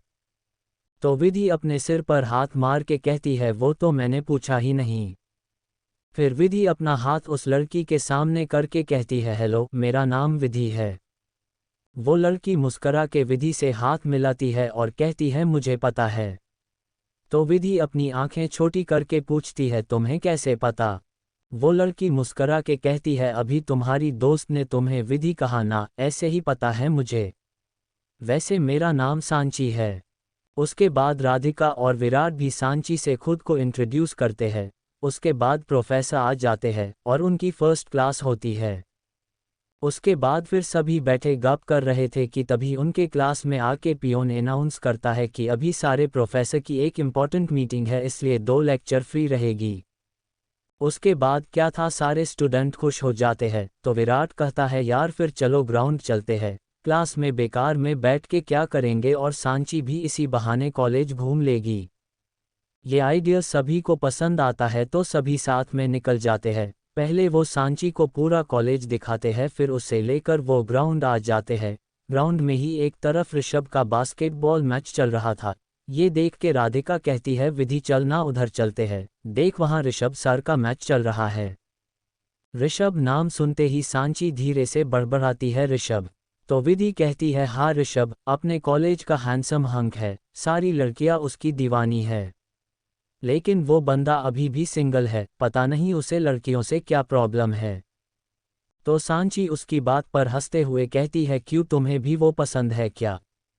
उसकी बात पर विधि अजीब सा मुंह बनाकर कहती है याक, मुझे नहीं पसंद वो, मतलब पसंद है लेकिन उस टाइप का नहीं, मुझे तो कोई और पसंद है और आज मैं उसे प्रपोज भी करने वाली हूँ। विधि के ऐसा बोलने पर राधिका और विराट की आंखें बड़ी हो जाती है और राधिका कहती है क्या कहा तूने, तू सच में उन्हें प्रपोज करने वाली है? विधि खुश होके कहती है हाँ बिल्कुल, क्यों मैं नहीं कर सकती क्या प्रपोज? तो राधिका कहती है नहीं मेरा मतलब प्रपोज तो लड़के करते हैं ना। तो विधि अपनी आंखें रोल करके कहती है कौन सी किताब में लिखा है ऐसा, मैंने तो कहीं नहीं पढ़ा। आज तो मैं अपने बेबी को बहुत स्पेशल तरीके से प्रपोज करूंगी और उसे अपने साथ एक बाइक राइड पर ले जाऊंगी और वो अपनी ही दुनिया में खो जाती है। तो सांची कहती है वाह यार, ये सब कितना ड्रीमी है, सच में मुझे ये सब बहुत पसंद है, खासकर जब लड़कियां लड़कों को प्रपोज करे, आखिर हम लड़कियां किसी से कम थोड़ी है। विधि उसकी बात सुनकर होश में आती है और कहती है बिल्कुल सही कहा तुमने। तो विराट कहता है ठीक है, अब चलो यार मैच देखने उधर चलते हैं, या फिर इधर ही खड़े रहना है। उसके बाद सभी बास्केटबॉल कोर्ट के पास जाने लगते हैं। वही जैसे जैसे वो करीब जा रहे होते हैं, सांची की नज़र ऋषभ पर थमने लगती है। तभी राधिका कहती है विधि वो देख। विधि राधिका के इशारे की तरफ देखती है तो उसकी आंखें चमक उठती है, लेकिन कोई और भी था जिसकी आंखें चमक उठी थी। अचानक ही सांची उस तरफ दौड़ जाती है, पेय की मात्रा और भाग के सिद्धार्थ के गले लग जाती है। पहले तो ऐसे किसी के खुद से गले लगने पर सिद्धार्थ को बहुत गुस्सा आता है, लेकिन अचानक ही उसके चेहरे पर मुस्कान आ जाती है और वो भी सांची को अच्छे से संभाल के पकड़ लेता है। वहीं विधि, राधिका और विराट तीनों सांची के सिद्धार्थ को ऐसी गले लगाने से हैरान रह जाते हैं। यही हाल स्वयं प्रीत और राज भी था, लेकिन इनके एक्सप्रेशन कुछ अलग थे। लेकिन जब रिटर्न में सांची को गले लगाता है ये देख के तो विधि के तन बदन में आग लग जाता है और उसके कान में गर्व की कहीं बात गूंजने लगती है, उनकी लाइफ में कोई दूसरी लड़की आए उससे पहले आप उनकी लाइफ में एंट्री मार दो। विधि गुस्से में अपनी मुट्ठी कस लेती है और जोर से चिल्लाती है सिद्धार्थ मेहरा। उसकी आवाज़ सुनकर ऋषभ जो मैच खेलने में बिजी था उसका ध्यान भी उनकी तरफ आ जाता है और वो सिद्धार्थ और सांची को गले लगे देखता है तो सुन्न पड़ जाता है। चैप्टर 89 विधि का कन्फेशन। वहीं विधि, राधिका और विराट तीनों सांची के सिद्धार्थ को ऐसी गले लगाने से हैरान रह जाते हैं। यही हाल स्वयं प्रीत और राज भी था, लेकिन इनके एक्सप्रेशन कुछ अलग थे। लेकिन जब रिटर्न में सांची को गले लगाता है ये देख के तो विधि के तन बदन में आग लग जाता है और उसके कान में गर्व की कहीं बात गूंजने लगती है, उनकी लाइफ में कोई दूसरी लड़की आए उससे पहले आप उनकी लाइफ में एंट्री मार दो। विधि गुस्से में अपनी मुट्ठी कस लेती है और जोर से चिल्लाती है सिद्धार्थ मेहरा। उसकी आवाज़ सुनकर ऋषभ जो मैच खेलने में बिजी था उसका ध्यान भी उनकी तरफ आ जाता है और वो सिद्धार्थ और सांची को गले लगे देखता है तो सुन्न पड़ जाता है। अब आगे, विधि अपने गुस्से को कंट्रोल करने के लिए अपनी मुट्ठी बंद कर रखी थी और वो गुस्से में सिद्धार्थ और सांची को घूर रही थी जैसे वो उन्हें अपने आंखों से जलाकर भस्म कर देगी। विधि की ऐसी आवाज़ से सिद्धार्थ और सांची दोनों ही विधि के तरफ देखते हैं। सांची तो हैरानी से विधि को देख रही थी, लेकिन उसकी बाहें अभी भी सिद्धार्थ के गले में था, लेकिन ये देख के बिल्कुल ऐसा नहीं लग रहा था कि दोनों कपल है, उनके बीच कुछ अलग ही रिश्ता है ये समझ आ रहा था। लेकिन विधि अपने जलन में कुछ भी देख नहीं पा रही थी। लेकिन सिद्धार्थ विधि के चेहरे को देख के समझ जाता है कि उसकी जाने मन को एक बार फिर से गलतफहमी हुई है। विधि गुस्से में सिद्धार्थ के पास आती है और सांची का हाथ पकड़ के उसे सिद्धार्थ से दूर झटक देती है, जिससे सिद्धार्थ और सांची और बाकी सबके भी आंखें बड़ी हो जाती है। सांची फिर अपनी मासूमियत से भरी आवाज में कहती है विधि क्या हुआ तुम्हें। उसने इतना कहा ही था कि विधि उसे हाथ दिखा के रोकती है और कहती है चुड़ैल कहीं की, चुप हो तू, मेरी दोस्त बन के मेरे बंदे पर डोरे डालना चाह रही है। ध्यान से सुन ले, सीड बेबी मेरा है और कोई लड़की उस पर नज़र डाले तो मैं उसकी आंखें निकाल के गली के बच्चों को दे दूंगी गोटियां खेलने के लिए। विधि की बात सुनकर सभी की आंखें बड़ी हो जाती है और राज और स्वयं को तो हंसी आने लगती है, लेकिन दोनों किसी तरह अपनी हंसी कंट्रोल किए हुए थे। वही प्रीत भी विधि को अजीब नज़रों से देख रही थी। तभी सांची सिद्धार्थ के तरफ देख के कहती है ये क्या बोल रही हैं, क्या ये सच है। सिद्धार्थ बेचारा, उसे तो समझ ही नहीं आ रहा था कि वो अपनी बेवकूफ़ जाने मन का क्या करे जो बिना पूरी बात जाने उस पर बरस रही है। तभी विधि सांची के तरफ देख के कहती है इससे क्या पूछ रही हो, मैं बता रही हूँ तुम्हें, ये और मैं, मतलब हम दोनों लिव इन में रहते हैं। विधि की बात सुनकर सांची की आंखें बड़ी हो जाती है। ये देख के विधि डेविल स्माइल करती है, फिर वो सिद्धार्थ के तरफ देखती है जो सांची से अपनी नज़रें चुरा रहा था। ये देख के विधि का दिमाग एकदम से ठनका, ये आदमी क्या हम दोनों को घुमा रहा है, और वो गुस्से से सिद्धार्थ को घूरती है और अपने मन में सोचती है सीड बेबी तुमसे तो मैं बाद में निपट लूँगी, लेकिन पहले इस लड़की को तो मैं बताऊं कि तुम बस मेरे हो और ये तुम्हारे बारे में बिल्कुल नहीं सोच सकती। फिर वो सांची के तरफ देख के कहती है तुम्हें पता है लिव इन का मतलब, हम एक घर में एक रूम में एक बेड पर साथ होते हैं, रात के वक्त भी, तो तुम अंदाजा लगा सकती हो कि हम अपने रिश्ते में कितने आगे बढ़ चुके हैं। ये सुनते ही वहां खड़े सभी लोगों को एक जोरदार झटका लगता है, लेकिन सबसे बड़ा झटका तो सीड बेबी को लगता है। आखिर कैसे घटिया इल्ज़ाम लगा रही है उसकी जानेमन उस पर। सिद्धार्थ विधि के पास आके कहता है, क्या बकवास कर रही हो तुम जानेमन। तो विधि तुरंत कहती है, देखा देखा तुमने, ये मुझे सबके सामने जानेमन भी बोल रहा है और मुझे बकवास भी बोल रहा है। सिद्धार्थ को अभी सच में लग रहा था कि वो अपना सिर कहीं पर दे मारे, आज उसकी जानेमन उसकी वोट लगाने पर तुली है। सांची फिर सिद्धार्थ को घूर के देखती है और पूछती है, माँ पापा को पता है इस बारे में। तो विधि फिर सांची को घूर के कहती है, तुम मेरे सीड बेबी को ऐसे क्यों घूर रही हो, और तुम्हारे माँ पापा को ये हमारे रिश्ते के बारे में क्यों बताए। उसके ऐसा बोलते ही सिद्धार्थ और बाकी सीनियर अपने सिर पर अपना हाथ मार लेते हैं। फिर विधि सिद्धार्थ के पास जाती है और कहती है, सीड बेबी तुम मुझे इस हालत में धोखा देने के बारे में कैसे सोच सकते हो, गलती तुम्हारी है तो तुम्हें ही अब हमारी जिम्मेदारी लेनी पड़ेगी। सिद्धार्थ हैरानी से पूछता है, मैं कब धोखा दे रहा हूँ तुम्हें, और किस हालत में, और कौन सी जिम्मेदारी। विधि हल्का सा शर्मा के कहती है, seed baby I am pregnant, तुम मुझे इस हालत में कैसे छोड़ सकते हो। ये सुनते जी सिद्धार्थ को लगता है वो अभी खून की उल्टी कर देगा। मतलब सच में उसने आज तक विधि को किस के अलावा कुछ किया नहीं है। उसने तो कभी विधि को बिना कपड़े के भी नहीं देखा, तो ये उसे प्रेग्नेंट कैसे कर सकता है। ये सुनते ही स्वयं भाग के विधि के पास आता है और अपने आंखों में चमक लिए कहता है, लेडी डॉन क्या तुम सच कह रही हो, मैं सच में चाचू बनने वाला हूँ। विधि अजीब तरह से स्वयं को देखती है और सोचती है, जो बाप बनने वाला है उसे खुशी ही नहीं है, ये इतना खुश क्यों हो रहा है। लेकिन क्योंकि विधि को अपना ड्रामा कंटिन्यू रखना था, इसलिए वो कहती है, हाँ स्वयं मैं सच बोल रही हूँ, मैं सच में प्रेग्नेंट हूँ। लेकिन वो ध्यान ही नहीं देती है कि सिद्धार्थ का चेहरा पूरी तरह काला पड़ चुका है, उसकी आंखें गुस्से से लाल हो चुकी है। वो तो बस सांची को देख रही थी जो गुस्से से सिद्धार्थ को घूर रही थी। ये देख के विधि डेविल स्माइल करती है। तभी सिद्धार्थ गुस्से में विधि को के पास आता है और उसकी बाजू पकड़ के उसे अपने बिल्कुल करीब करके कहता है, जानेमन क्या बकवास है ये, तुम प्रेग्नेंट कैसे हो सकती हो। तो विधि अपनी आंखें रोल करके कहती है, क्यों नहीं हो सकती, तुम्हारे अंदर कुछ प्रॉब्लम है क्या। ये सुनते ही सिद्धार्थ के ऊपर एक और बॉम्ब फूटता है। वो अपने दांत पीस कर कहता है, बकवास बंद करो जानेमन, ये बात तुम भी अच्छे से जानती हो कि हम अभी इतने करीब नहीं आए हैं, तो फिर ये बच्चा किसका है, क्या तुम मुझे धोखा दे रही हो। तो विधि अपना हाथ सिद्धार्थ से छुड़ाकर सांची के तरफ जलन के भाव से देख के कहती है, मैं तुम्हारी तरह नहीं हूँ जो तुम्हें धोखा दूंगी, और हाँ ये बच्चा तुम्हारा ही है, तुम कैसे इस बात से पलट सकते हो। फिर वो थोड़ा और सिद्धार्थ से दूर होती है और अपनों पॉकेट से एक बॉक्स निकालती है और उसे खोलती है। उसमें एक बहुत प्यारा रिंग था जिस पर वी लिखा था। देख रहे हो दोनों की पसंद सेम है, दोनों एक दूसरे को कैद करना चाहते हैं।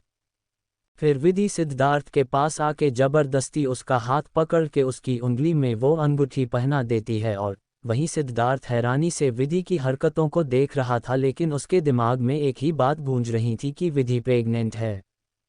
फिर विधि सिद्धार्थ का कॉलर अपने दोनों हाथों से पकड़ के उसे नीचे झपकाती है और उसके होंठ पर अपने होंठ रख देती है। बाकी सभी को तो कोई खास फर्क नहीं पड़ा, लेकिन कॉलेज के स्टूडेंट्स जो वहां घेर के थे को हूटिंग करने लगते हैं और सांची की तो आंखें ही बाहर आ गई थी।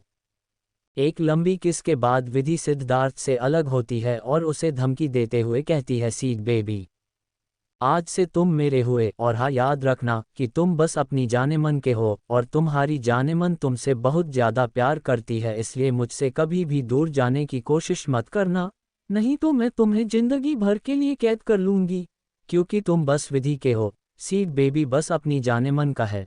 I love you seed baby, I love you, और मैं तुम्हारे करीब किसी और लड़की को बर्दाश्त नहीं कर सकती हूँ। तुम्हारे करीब रहने का हक बस मुझे है। अगर कोई लड़की तुम्हारे करीब आने की कोशिश करेगी तो मैं उसकी जान ले लूंगी। सांची का तो सिर ही घूम रहा था, भाई ये कन्फेशन है या धमकी। वहीं सिद्धार्थ के दिल में तितलियां उड़ रही थी, आखिर उसकी जानेमन ने उसे आई लव यू बोल ही दिया। लेकिन ये बच्चा, ये दिमाग में आते ही सिद्धार्थ के मुंह से निकलता है, फिर ये बच्चा किसका है। विधि सिद्धार्थ के आंखों में दर्द और कई सवाल देख पा रही थी। लेकिन वो सिद्धार्थ को सांची के पास खोना नहीं चाहती थी, इसलिए फिर से झूठ बोलती है, ये हमारा बच्चा है सीड बेबी, तुम ये सवाल कैसे कर सकते हो सीड बेबी।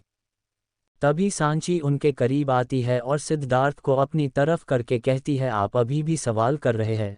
आपको पता है जब माँ पापा को ये बात पता चलेगी तो क्या होगा, और आप विधि से कैसे ये सवाल कर सकते हैं, कोई भी लड़की अपनी प्रेगनेंसी के बारे में झूठ क्यों बोलेगी भैया। भैया, विधि हैरानी से ये शब्द दोहराती है और कंफ्यूजन से सिद्धार्थ के तरफ देखती है। तो सिद्धार्थ भी विधि के तरफ देख के कहता है, हाँ भैया, ये मेरी छोटी बहन है सांची मेहरा। ये सुनते ही विधि को लगता है जैसे उसे कोई खाई से नीचे फेंक रहा है। मतलब उसका इतना ड्रामा, इतना झूठ, इतनी एक्टिंग की सब वेस्ट। फिर वो सांची के तरफ देख के खिसियानी हंसी हंसते हुए उसके तरफ उंगली पॉइंट करके कहती है बहन, फिर सिद्धार्थ के तरफ उंगली पॉइंट करके कहती है भैया। तो सांची भी उसके तरफ देख के मुस्करा के अपना सिर हिला देती है। फिर विधि बाकी सारे सीनियर के तरफ देखती है तो सब अपना सिर हिला देते हैं। फिर विधि सिद्धार्थ के तरफ देख के कहती है, ही सी बेबी, मैं तो झूठ बोल रही थी, मैं तो बस एक छोटा सा मजाक कर रही थी, मैं कोई प्रेग्नेंट नहीं हूँ। फिर वो सांची के तरफ देख के कहती है, देखो तुम किसी भी बात को सीरियस मत लेना, तुम्हारा भाई तो बहुत शरीफ है। फिर मुंह बनाकर कहती ही, इतना ज़्यादा शरीफ है कि मेरे ऑफर करने के बाद भी मुझे हाथ नहीं लगता, पता नहीं मैं कभी प्रेग्नेंट हो भी पाऊंगी या नहीं। विधि के बकवास को सुनकर सभी हैरानी से उसे देखने लगते हैं। फिर विधि देखती है कि सभी स्टूडेंट उन्हें घेर कर खड़े हैं, तो वो सबको देख के कहती है, जाओ जाओ तुम लोग यहाँ से बहुत फ्री में शो देख लिया तुमने, सब झूठ का ड्रामा था, उसे ध्यान रखने की ज़रूरत नहीं है। उसकी बात सुनकर सब वहाँ से जाने लगते हैं, क्योंकि जो सिद्धार्थ को धमकी दे सकती है कोई उससे पंगा क्यों ले। तभी सिद्धार्थ कहता है, कोई कहीं नहीं जाएगा। ये सुनकर सभी एक फिर वहाँ रुक जाते हैं। फिर सिद्धार्थ एक डेविल स्माइल करके विधि को देखता है और कहता है, जानेमन तुमने मुझे प्रपोज तो कर दिया, अब मेरा जवाब तो सुन लो। ये सुनते ही सांची खुद में बड़बड़ाती है, ये प्रपोजल था या धमकी, पता नहीं भैया को क्या हो गया है। वही सिद्धार्थ की बात सुनकर विधि के दिमाग में फिर से उल्टे पुल्टे ख्याल आने लगते हैं, क्या सीड बेबी मुझे मना करने वाला है क्योंकि मैंने इतना बड़ा ड्रामा किया। नहीं नहीं, वो मना क्यों करेगा, उसे भी तो समझ आ गया होगा, ये सब मैंने उसे खोने के डर से कहा है। लेकिन उसे डर भी बहुत लग रहा था कि कहीं उसका सीड बेबी गुस्से में उसे मना ना कर दे, इसलिए वो सांची के तरफ मुड़ के कहती है, देखो सांची, अपने भैया को समझा दो, ये मुझे मना नहीं करे, क्योंकि मैं इसके बिना जी नहीं सकती और इसे किसी और लड़की के साथ भी नहीं देख सकती, इसलिए अगर इसने मुझे मना किया तो मैं। तभी सांची विधि का हाथ पकड़ के कहती है, विधि ऐसे सुसाइड की बात नहीं करते। वहीं ये सुनकर सभी की आंखें बड़ी हो जाती है और सिद्धार्थ की तो कुछ ज़्यादा ही। उसकी जानेमन उससे इतना प्यार करती है कि उसके लिए सुसाइड भी करने को तैयार है। लेकिन सांची की बात सुनकर विधि तुरंत उससे अपना हाथ छुड़ा के कहती है, कौन सुसाइड कर रहा है। तो सांची कहती है, अभी तुमने कहा ना कि तुम भैया के बिना जी नहीं सकती, उन्हें किसी और के साथ देख नहीं सकती। विधि एकदम मासूम सी शक्ल बनाकर कहती है, हाँ कहा मैंने, लेकिन उसके लिए मुझे मरने की क्या ज़रूरत है, मैं क्यों सुसाइड करूंगी, मैं अपने सीड बेबी को बीच चौराहे पर खड़ा करके गोली से भून दूंगी। ये सुनते ही सांची की आंखें हैरानी से बड़ी हो जाती है और सिद्धार्थ को तो सदमा ही लग जाता है। तभी सिद्धार्थ विधि के पास आके कंप्लेन करते हुए कहता है, जानेमन ये क्या बकवास कर रही हो तुम लोग, जब उन्हें उनका प्यार मना कर देता है तो वो सुसाइड करने की धमकी देते हैं और तुम मुझे ही मारने की धमकी दे रही हो। तो विधि अपने हाथों को अपने सीने के पास क्रॉस करके कहती है, इसलिए तो मैं सबसे जुदा हूँ सीड बेबी, लेकिन तुम क्यों नाराज हो रहे हो, क्या तुम मुझे मना करने की सोच रहे हो। Chapter 90 flashback 1। विधि एकदम मासूम सी शक्ल बनाकर कहती है, हाँ कहा मैंने, लेकिन उसके लिए मुझे मरने की क्या ज़रूरत है, मैं क्यों सुसाइड करूंगी, मैं अपने सीड बेबी को बीच चौराहे पर खड़ा करके गोली से भून दूंगी। ये सुनते ही सांची की आंखें हैरानी से बड़ी हो जाती है और सिद्धार्थ को तो सदमा ही लग जाता है। तभी सिद्धार्थ विधि के पास आके कंप्लेन करते हुए कहता है, जानेमन ये क्या बकवास कर रही हो तुम लोग, जब उन्हें उनका प्यार मना कर देता है तो वो सुसाइड करने की धमकी देते हैं और तुम मुझे ही मारने की धमकी दे रही हो। तो विधि अपने हाथों को अपने सीने के पास क्रॉस करके कहती है, इसलिए तो मैं सबसे जुदा हूँ सीड बेबी। लेकिन तुम क्यों नाराज हो रहे हो, क्या तुम मुझे मना करने की सोच रहे हो? अब आगे, विधि के ऐसा बोलने से सिद्धार्थ अपना सलाइवा गटक लेता है। वही अपने भाई का ऐसा रिएक्शन देख के सांची को हंसी आ जाती है। सिद्धार्थ फिर खुद को नॉर्मल करके विधि के तरफ आता है और उसके कमर में हाथ डाल के उसे अपने करीब खींच लेता है और कहता है, जाने मन ऐसे कैसे मना करूंगा, तुम बस मेरी हो। लेकिन मेरे प्रपोज करने से पहले तुमने मुझे प्रपोज कर दिया, नॉट बैड। फिर सिद्धार्थ की बात सुनकर विधि की आंखें चमक जाती है। वो अपनी टिमटिमाते आंखों से सिद्धार्थ को देख के पूछती है, क्या सच में? सिद्धार्थ उसकी बात का कोई जवाब नहीं देता है और अपने पॉकेट से रिंग निकाल के विधि के हाथ में उसे पहना देता है और उसके उसी उंगली को किस करके कहता है, विश्वास हुआ तुम्हें? अपनी उंगली में सिद्धार्थ के नाम की रिंग देखकर तो विधि की खुशी का ठिकाना ही नहीं रहता और विधि की मुस्कान देख के सिद्धार्थ के चेहरे पर भी मुस्कान आ जाती है। फिर सिद्धार्थ सांची के तरफ देख के कहता है, छोटी, आंखें बंद करो अपनी। तो विधि और बाकी सब हैरानी से सिद्धार्थ को देखने लगते हैं। तो सांची मुंह बनाकर कहती है, मैं क्यों आंख बंद करूं भैया? तो सिद्धार्थ सांची को देख के कहता है, क्योंकि अपने भाई और भाभी को किस करते देखा अच्छी बात नहीं है। अपने लिए भाभी सुनकर विधि के पेट में तितलियां उड़ने लगती है। ये सुनकर सांची मुंह बनाकर कहती है, अभी थोड़ी देर पहले ही तो मैंने आप दोनों की किस देखा है, और एक बार देख लूंगी तो क्या होगा। सिद्धार्थ अपनी आंखें दिखाता है तो सांची मुंह बनाकर अपने हाथ अपने आंखों में रख लेती है। तो सिद्धार्थ विधि को अपने और करीब करके उसे पैशनेटली किस करने लगता है और विधि भी अपनी बाहें उसके गले में लपेट देती है। थोड़ी देर बाद दोनों अलग होते हैं। तभी स्वयं सिद्धार्थ के पास आता है और कहता है, ऋषभ कहीं दिख नहीं रहा है, उसने जब तुम दोनों को साथ देखा उसके बाद ही कहीं गुस्से में चला गया। ये सुनकर सिद्धार्थ के माथे पर चिंता की लकीरें उभर जाती है। वहीं बाकी सबको समझ नहीं आता कि ऋषभ को क्या हुआ, उसे क्यों इतना फर्क पड़ा विधि और सिद्धार्थ के करीब होने से, जबकि स्वयं तो कुछ और ही बोल रहा था।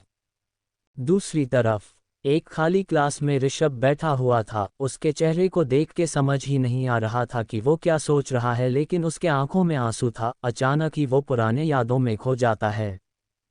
Flashback scene first. सिद्धार्थ और ऋषभ एक छोटे से घर के हॉल में बैठकर वीडियो गेम खेल रहे थे। तभी वहां एक 15 साल की लड़की स्कूल ड्रेस में आती है और वो जैसे ही घर घुसी उसकी आंखें चमक उठी और वो ऋषभ के पास आके कहती है, हेलो मिस्टर हैंडसम। ऋषभ उसे देख के मुस्करा के कहता है, हेलो छोटी। तो वो लड़की चिढ़ के कहती है, मिस्टर हैंडसम, मैं छोटी नहीं हूँ, इसलिए मुझे सांची बोला करिए। तो सिद्धार्थ कहता है, क्यों छोटी, तुम कब बड़ी हो गई, इतनी सी तो हो। और क्या तुम इसे हमेशा मिस्टर हैंडसम कहती हो? मुझे तो कभी हैंडसम नहीं कहती। तो ऋषभ डेविल स्माइल करके कहता है, ओहो, तो कोई जल रहा है। तो सांची सिद्धार्थ और ऋषभ के बीच में बैठ के कहती है, क्योंकि मेरे भैया जितना हैंडसम इंसान मैंने बस इन्हें ही देखा है जो मेरे भैया को टक्कर दे सके। तो ऋषभ कहता है, कितनी चालू लड़की है सीध तेरी बहन, मस्का लगाना कोई उससे सीखे। जिससे तीनों जोर से हंसने लगते हैं। Scene second. ऋषभ बाइक से कहीं गुजर रहा था, तभी उसे एक लड़की स्कूल ड्रेस में बैठे हुए दिखाई देती है जो उसे काफ़ी जानी पहचानी लग रही थी। तो कुछ सोच के वो अपनी बाइक उस तरफ मोड़ देता है। जब वो उस लड़की के करीब पहुंचता है तो उसकी आंखें हैरानी से बड़ी हो जाती है। सामने सांची थी, उसका चेहरा पूरा लाल था, उसके आंखों में आंसू था, लेकिन वो बहुत ही क्यूट लगे रही थी। सांची को ऐसे रोता देख ऋषभ को अपने दिल में दर्द महसूस होता है। वो जल्दी से अपने बाइक से उतर के सांची पास जाता है और उसी बेंच में उसके बगल में बैठ जाता है, लेकिन सांची ने अभी तक उसे नहीं देखा था। ऋषभ की हालत खराब हो रही थी। सांची को ऐसे रोते देख के वो किसी तरह हिम्मत करके सांची के कंधे पर हाथ रखता है, जिससे सांची डर से ऋषभ का हाथ झटक के उससे दूर हो जाती है। लेकिन जैसे ही उसकी नज़र ऋषभ पर पड़ती है वो झट से ऋषभ के गले लग जाती है और बुरी तरह रोने लगती है। ऋषभ से सांची का रोना बिल्कुल भी बर्दाश्त नहीं हो रहा था, लेकिन वो महसूस कर पा रहा था कि सांची डर से कांप रही है, तो वो भी अपनी बाहें सांची पर लपेट देता है। ये महसूस होते ही सांची का रोना और बढ़ जाता है। फिर ऋषभ सांची के बाल को सहलाते हुए कहता है, छोटी क्या हुआ है, तुम ऐसे क्यों रो रही हो? लेकिन सांची कुछ नहीं कहती है और वो रोते रहती है। तो ऋषभ फिर एक बार प्यार से कहता है, सांची बोलो ना क्या हुआ है। ये पहली बार था जब ऋषभ ने उसे छोटी की जगह सांची कहा था। सांची सुबकते हुए कहती है, वो आपके कॉलेज में जो भैया है ना, जो हमारे कॉलोनी में दूसरे साइड के बिल्डिंग में रहते हैं, उन्होंने मुझे आज प्रपोज किया। ये सुनते ही ऋषभ के आंखों में गुस्सा उभर जात है। हाँ, वो सांची से प्यार नहीं करता था, लेकिन फिर भी वो सांची से बहुत ज़्यादा कनेक्ट था। उसके लिए वो उसकी दोस्त थी, दोनों एक दूसरे के साथ बहुत फ्रेंडली थे। वो सांची की हमेशा से केयर करता था, शायद इसलिए क्योंकि वो सिद्धार्थ की बहन थी और वो खुद भी उससे अटैच हो गया था। ऋषभ फिर अपने गुस्से को कंट्रोल करके कहता है, तो तुमने क्या कहा उससे? तो सांची कहती है, मैंने उन्हें मना कर दिया, मैं उन्हें भैया कहती हूँ ना, फिर वो ऐसा कैसे कर सकते हैं? ये सुनकर ऋषभ राहत की सांस लेता है, सांची को खुद से दूर करके कहता है, तुम इतने से बात के लिए रो रही हो, और अपने अंगूठे से उसके आंसू साफ करता है। तो सांची अपना सिर ना में हिलाकर कहती है, नहीं। तो ऋषभ सांची के चेहरे को अपने हाथ में भर के कहता है, तो फिर क्यों रो रहो हो छोटी? तो सांची के आंख में फिर से आंसू आ जाता है और वो कहती है, उन्होंने मुझे ज़बरदस्ती किस करने की कोशिश की। ये सुनते ही ऋषभ की आंखें गुस्से से लाल हो जाती है और उसकी पकड़ सांची के चेहरे पर कस जाती है। लेकिन वो तुरंत ही अपना हाथ सांची के चेहरे से हटा के पूछता है, क्या उसने तुम्हें किस? इससे आगे उसके गले से आवाज़ ही नहीं निकल रही थी। Chapter 91 flashback 2। ये सुनकर ऋषभ राहत की सांस लेता है, सांची को खुद से दूर करके कहता है, तुम इतने से बात के लिए रो रही हो, और अपने अंगूठे से उसके आंसू साफ करता है।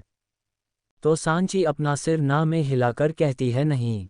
तो ऋषभ सांची के चेहरे को अपने हाथ में भर के कहता है, तो फिर क्यों रो रहो हो छोटी? तो सांची के आंख में फिर से आंसू आ जाता है और वो कहती है, उन्होंने मुझे ज़बरदस्ती किस करने की कोशिश की। ये सुनते ही ऋषभ की आंखें गुस्से से लाल हो जाती है और उसकी पकड़ सांची के चेहरे पर कस जाती है। लेकिन वो तुरंत ही अपना हाथ सांची के चेहरे से हटा के पूछता है, क्या उसने तुम्हें किस? इससे आगे उसके गले से आवाज़ ही नहीं निकल रही थी। अब आगे सांची अपना सिर ना में हिला के कहती है, नहीं, वो मेरे क्लास के कुछ लड़के वहाँ आ गए, इसलिए वो भैया वहाँ से चले गए। ये सुनकर ऋषभ राहत की सांस लेता है और फिर अपनी जगह खड़ा होकर सांची का हाथ पकड़ के कहता है, चलो छोटी। सांची भी अपनी जगह से उठ जाती है, लेकिन अभी भी उसके आंख से आंसू बह रहा था। तो ऋषभ उसके आंसू पोंछ के कहता है, तुम क्यों रो रही हो? चलो पहले हिसाब क्लियर करते हैं। इतना बोल के वो बाइक में बैठ जाता है और सांची को अपने आंख से इशारा करता है, तो वो भी उसके पीछे बैठ जाती है, अच्छे से ऋषभ को पकड़ लेती है। ये महसूस होते ही ऋषभ अपनी बाइक स्टार्ट कर देता है। करीब 15 मिनट के बाद वो अपनी बाइक एक ग्राउंड के पास रोकता है। उसने अपनी बाइक एक ग्राउंड के सामने रोकी थी, जहां शायद क्रिकेट का मैच चल रहा था, लोकल टीम के बीच। ऋषभ सांची को बाइक से उतरने कहता है, तो वो तुरंत बाइक से उतर जाती है। फिर ऋषभ भी बाइक से उतरकर सांची का हाथ पकड़ता है और सीधे ग्राउंड में चला जाता है जहां मैच हो रहा था। उसके ऐसे ग्राउंड में आने से सभी हैरान हो जाते हैं, क्योंकि इस तरह मैच के बीच में कोई कैसे घुस सकता है। ऋषभ सांची को लेके सीधे एक लड़के के पास पहुंचता है। वही वो लड़का जब देखता है कि ऋषभ ने सांची का हाथ पकड़ रखा है, तो वो गुस्से से लाल हो जाता है। उसके पास पहुंच के ऋषभ सांची का हाथ छोड़ता है और सांची हैरानी से ऋषभ को देखने लगती है, क्योंकि वो उसे उसी लड़के के पास ले आया था जिसने उसे प्रपोज किया था और किस करने की कोशिश की थी, इसलिए वो डर के ऋषभ के पीछे छुप जाती है। वो लड़का ऋषभ को अपने सामने देख अपना गुस्सा कंट्रोल करके एक आईब्राउ उचका के उसे देखता और कहता है, ऋषभ मल्होत्रा, तुम यहाँ ऐसे मैच के बीच में? ऋषभ उस लड़के के ऐसा कहते ही गुस्से में उसके मुंह पर एक पंच जड़ देता है, जिससे उस लड़के के नाक से खून आ जाता है। लेकिन कोई भी उसके मदद के लिए नहीं आता है, क्योंकि सभी जानते थे कि ऋषभ बहुत रिच फैमिली से आता है, जिसे वो अफेंड नहीं कर सकते। वही वो लड़का गुस्से में कहता है, ये क्या है ऋषभ, तेरी हिम्मत कैसे हुई मुझ पर हाथ उठाने की? तो ऋषभ एक और पंच उस लड़के को मार कर कहता है, साले कमीने रॉकी, तेरी हिम्मत कैसे हुई छोटी के साथ गलत करने की, इस पर बुरी नज़र डालने की? तो रॉकी अपने चेहरे से खून साफ करके कहता है, ऐसा क्या कर दिया मैंने, प्रपोज ही किया है ना बस, और तेरी क्यों इतनी जल रही है। तो ऋषभ गुस्से में अपनी नाक फूला के कहता है, दूर रहना इससे, नहीं तो मुझसे बुरा कोई नहीं होगा, जान से मार दूंगा समझा। वहीं सांची हैरानी से ऋषभ को देखने लगती है, उसे उम्मीद नहीं थी उसके लिए ऋषभ रॉकी को यहाँ मारने आ जाएगा। सांची का दिल एक अलग ही गर्माहट से भर जाता है। तो रॉकी कहता है, क्यों, तुझे पसंद है क्या, है तेरी गर्लफ्रेंड है क्या।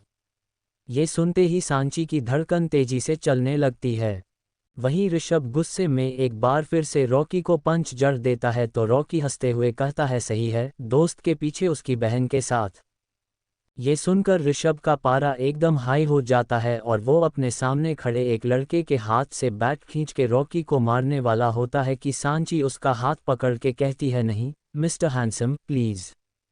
लेकिन ऋषभ सांची की आवाज़ सुनकर सांची को देखता है और बैट वहीं पटकते हुए रॉकी को धमकी देते हुए कहता है, दूर रहना इससे, नहीं तो तेरी वो हालत करूंगा कि जिंदगी में अफसोस करेगा कि क्यों तू पैदा हुआ। और फिर सांची का हाथ पकड़ के ऋषभ वहां से वापस जाने लगता है। वहीं सांची कभी अपना हाथ देखती तो कभी ऋषभ को पीछे से। आज सांची के आंखों में ऋषभ के लिए कुछ और ही था।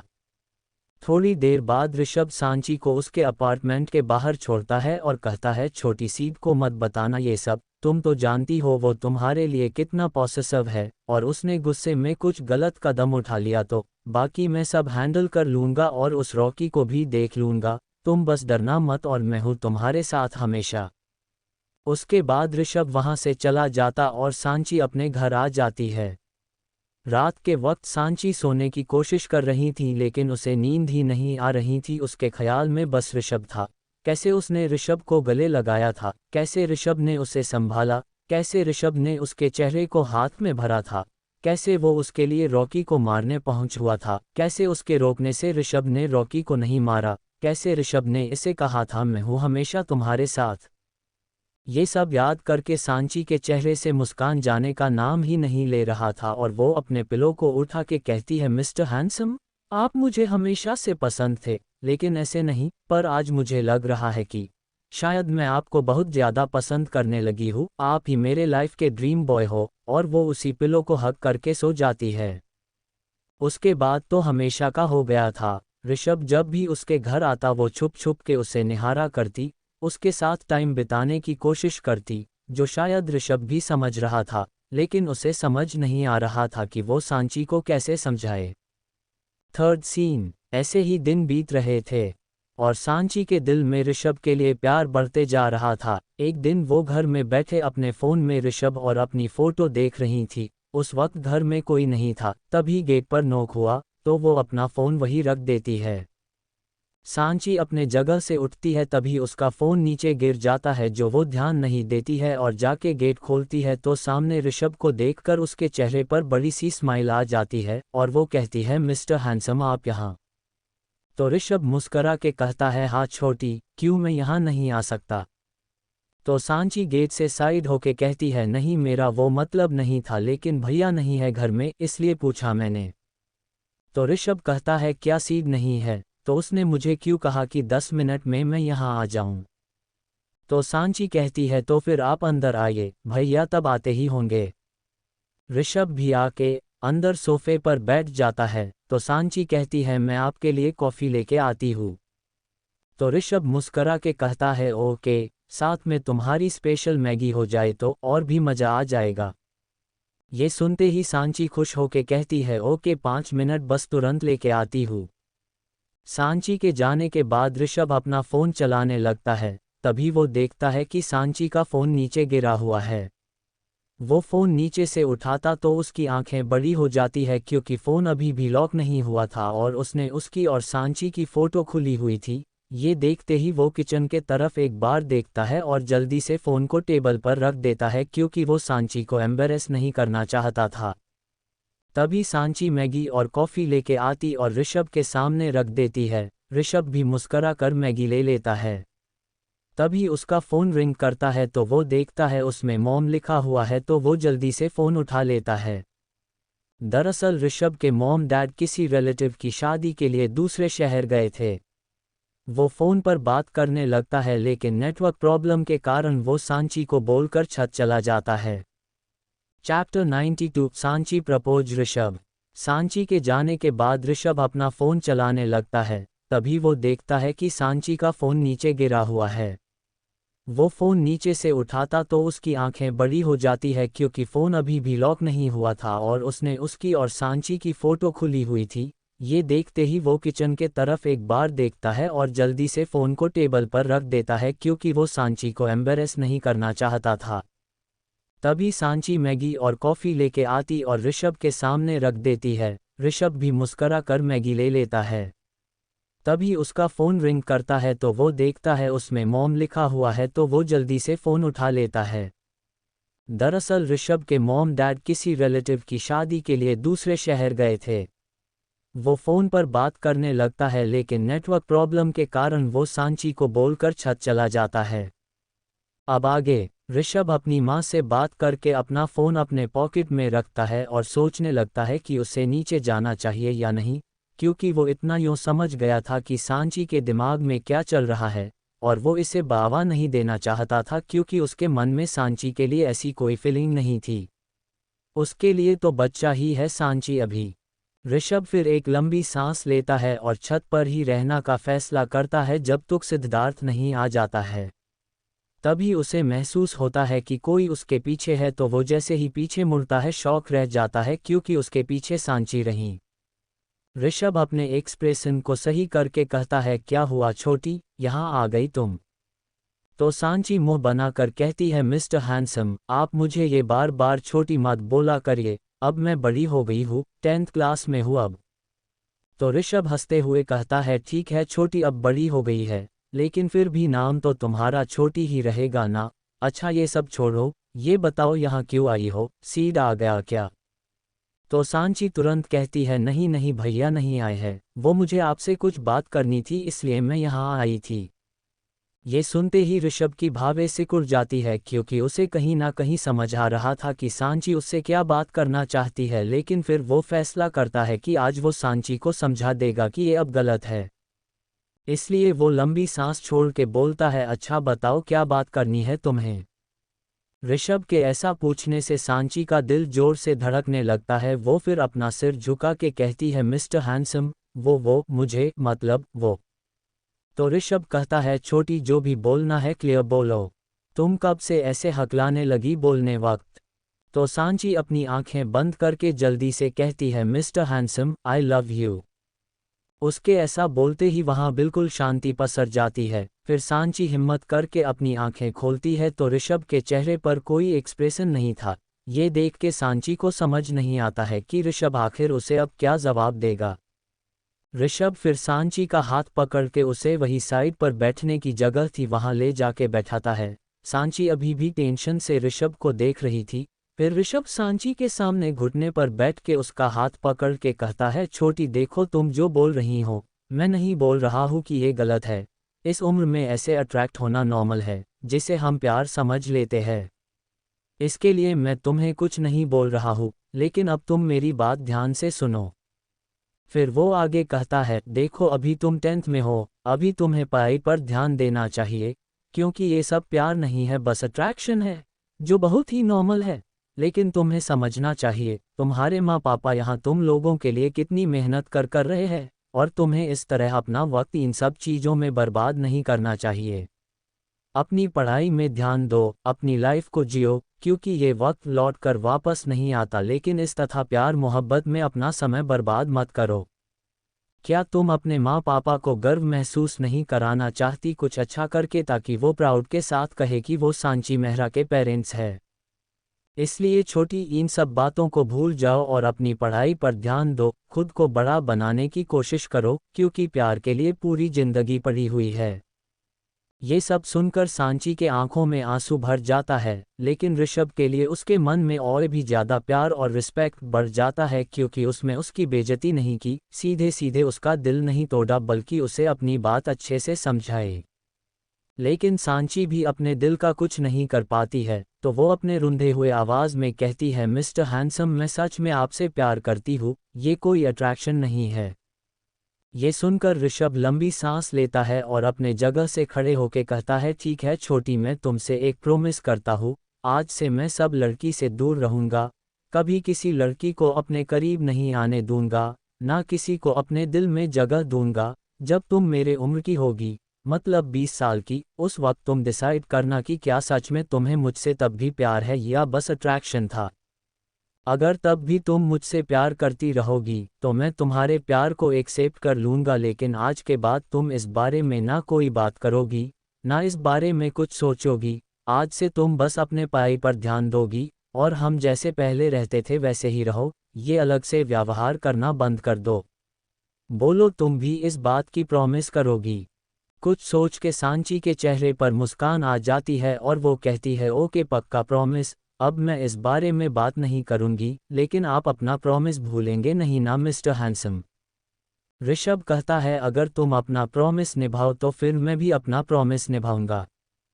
तो सांची कहती है, ठीक है, फिर अब मैं अपनी पढ़ाई और ध्यान दूंगी, लेकिन 5 साल बाद आप मुझे मना नहीं करेंगे, ठीक है। तो ऋषभ अपना सिर ना में हिलाता है और कहता है, ठीक है। तभी एक बार फिर से ऋषभ का फ़ोन बजता है और वो कॉल रिसीव करता है और कहता है, ओके मैं तुरंत पहुंचता हूँ। फिर वो फ़ोन रख के सांची से कहता है, छोटी ज़रूरी काम है, सीड को बोल देना बाद में मिलूंगा उससे, बोलकर वो जल्दी निकल जाता है। वो नीचे पहुंचता है और अपनी कार में बैठ के कार स्टार्ट करता है। तभी वहां सिद्धार्थ पहुंच जाता है। वो ऋषभ को देखता है तो उसे आवाज़ भी लगाता है, लेकिन ऋषभ को शायद सुनाई नहीं देता है, वो वहां से निकल जाता है। सिद्धार्थ फिर अपने कंधे उचका के ऊपर आता है तो देखता है कि वही मैगी और कॉफ़ी रखी है जो ठंडी हो गई है। तो वो टेबल पर बैठते हुए आवाज़ लगाता है, छोटी एक कॉफ़ी ला दो प्लीज़। और ये ऋषभ क्यों चला गया? लेकिन उसे कोई आवाज़ नहीं आती है, तो वो अपने जगह से उठकर सांची को देखने लगता है, लेकिन उसे सच्ची कहीं नज़र नहीं आती है। ये कहाँ चली गई? ये तो घर पर ही होनी चाहिए।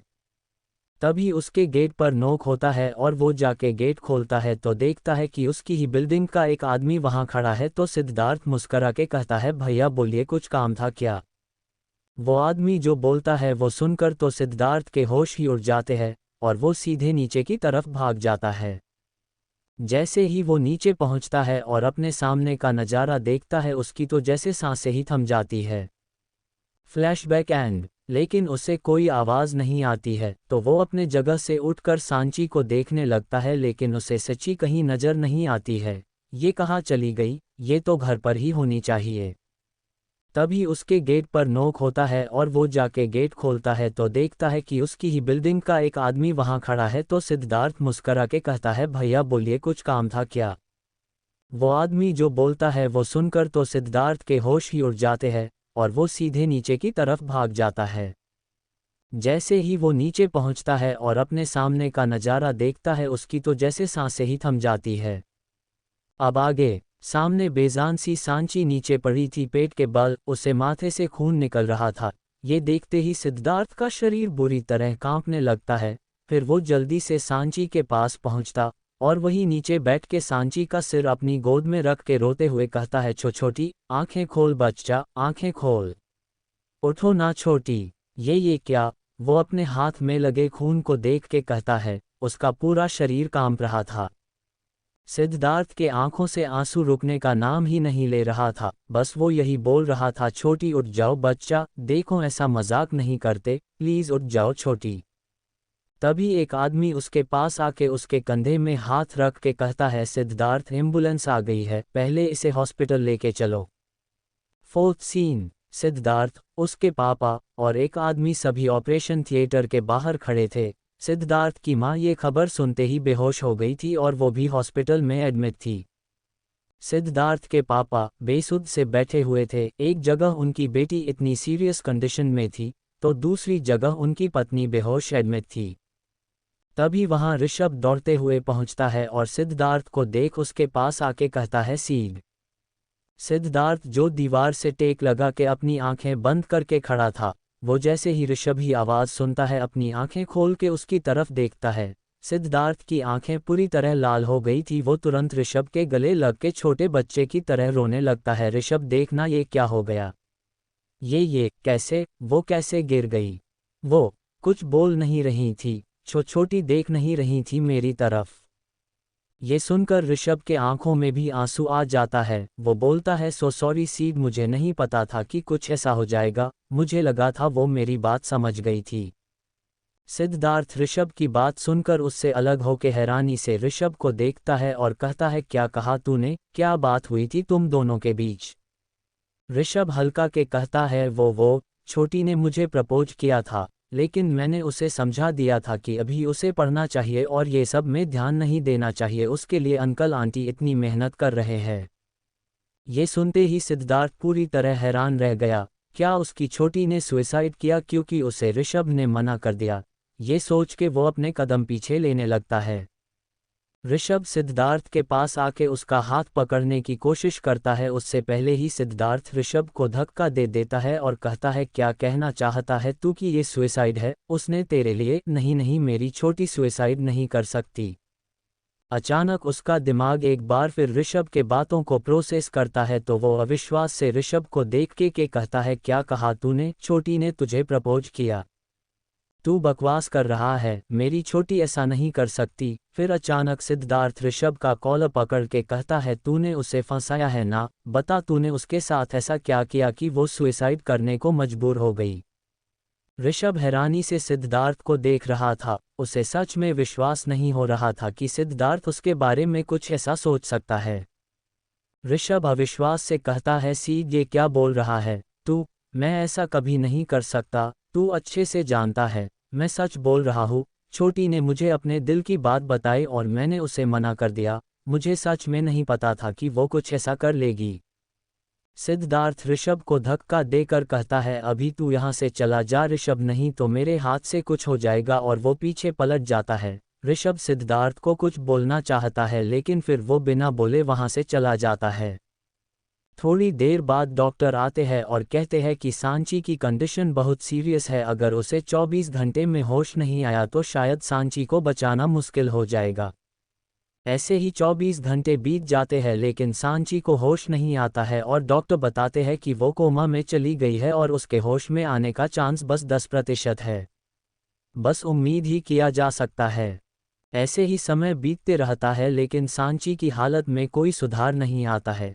1 महीने बीत चुके थे। एक दिन अमेरिका से सिद्धार्थ की मासी कॉल करती है और उन्हें बताती है कि यहाँ एक डॉक्टर है जो ऐसे पेशेंट को ट्रीट करते हैं और पेशेंट के बचने का चांस 80% है।